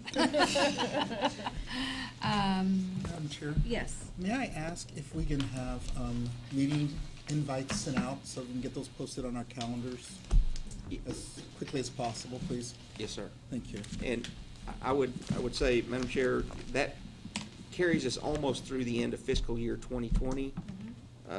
On the task force, we had also recommended, I believe, a meeting date of August 25th. And then I think we went ahead and we recommended meeting dates for fiscal year 2021 as well. If y'all want to go ahead and book your calendar so you can plan your vacation around it. What was the date on August? August 25th. I think that we could hold that off till January. And I would strongly recommend that. We didn't want to frighten you too much. I think Darryl and Tim and I were holding back. But you're going to have a great opportunity, and I keep saying, because it truly is. But in March or so, we'll start getting the instructions for strategic planning. This will be your first time to go through the strategic planning process as a new entity. And that's going to cover March through June. Your report will probably be due sometime in July, and then you'll have the legislative appropriations request maybe due in August. So that calendar of when reports are due and when you have to approve those documents may cause a little ripple, because we may have to make some changes accordingly. But we'll keep you apprised of that as those instructions come in. Yes. I'm so sorry. That's all right. Please. I just wanted to say that as a council, we're very committed not only to the providers that we represent, but to the patients that we serve and the clients that we serve. Ultimately, our goal is to serve the people of Texas. And we know that clients and providers are probably interchangeable. Certainly, providers seek other professional services in the mental, emotional, and behavioral health fields. And so we're here for both, so that the citizens of Texas get what they need in the most thoughtful way possible. Instead of just saying efficient, we are assuming that you know we want us to be as efficient as possible, and clinical excellence is without question. I think the state has the opportunity to make some great strides in destigmatizing and resolving the crisis that is before our whole country, if not the world, today. And I think that talking about it in an open manner and embracing it as fellow humans and lifting each other up is critical. And I think that that's part of our state's legacy. I also want to say that I think leadership is part of our state's legacy. And I know that this council aims to do that in a way that sets a model forward for the rest of the country, as we have in so many other areas. So if there's no other discussion, any comments? Mr. Francis, did you have something to say? I would just ask if going forward, I don't know if there's any appetite on the board to change the date other than a Tuesday, which falls for some of us in the middle of the work week. If you're flying in or flying out, then it makes it a little bit more difficult. If there was any appetite to look at that date. And if there's not, then I'm good with it. If there is, I would love to be able to discuss it. I think that we could discuss that rather easily, maybe through a doodle poll or something like that. Maybe, Brian, if you'll poll the board, since you're looking at meetings, and see if you're thinking Mondays or Fridays? Preferably. Okay. And see if we can get a consensus, that would be great. Even Thursdays are better than Tuesdays. And that would mean making a change to the meeting dates, but I know that if we've got a consensus, that's not a big deal. Mr. Francis, there's 3 more days in the week. I don't know if you want to name all of them. That would be, once again, Mr. Francis, that would be acceptable. Does Mr. Francis in the audience care to apply?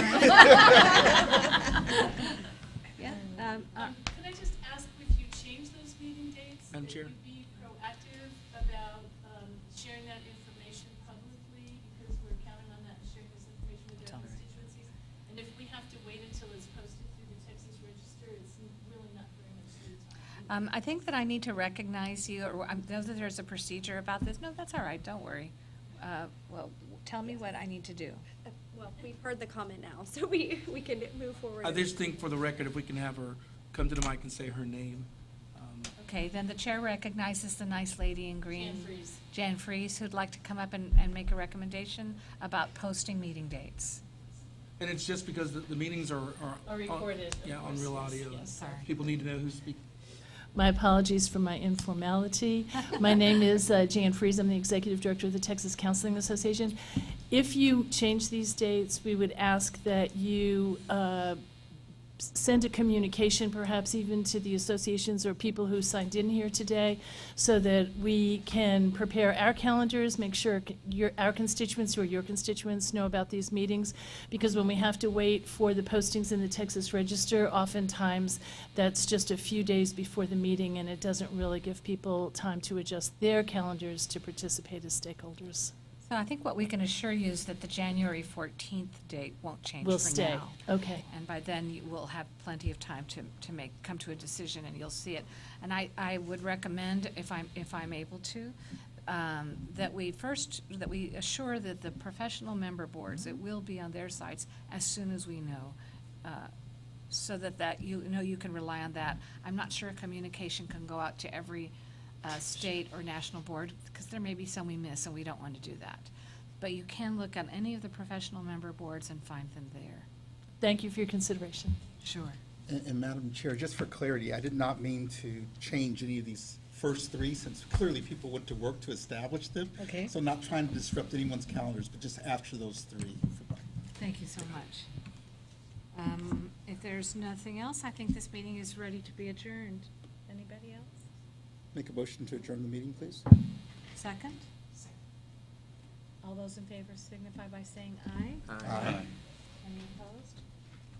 This meeting is adjourned at 1:45 PM, and thank you so much for all your time.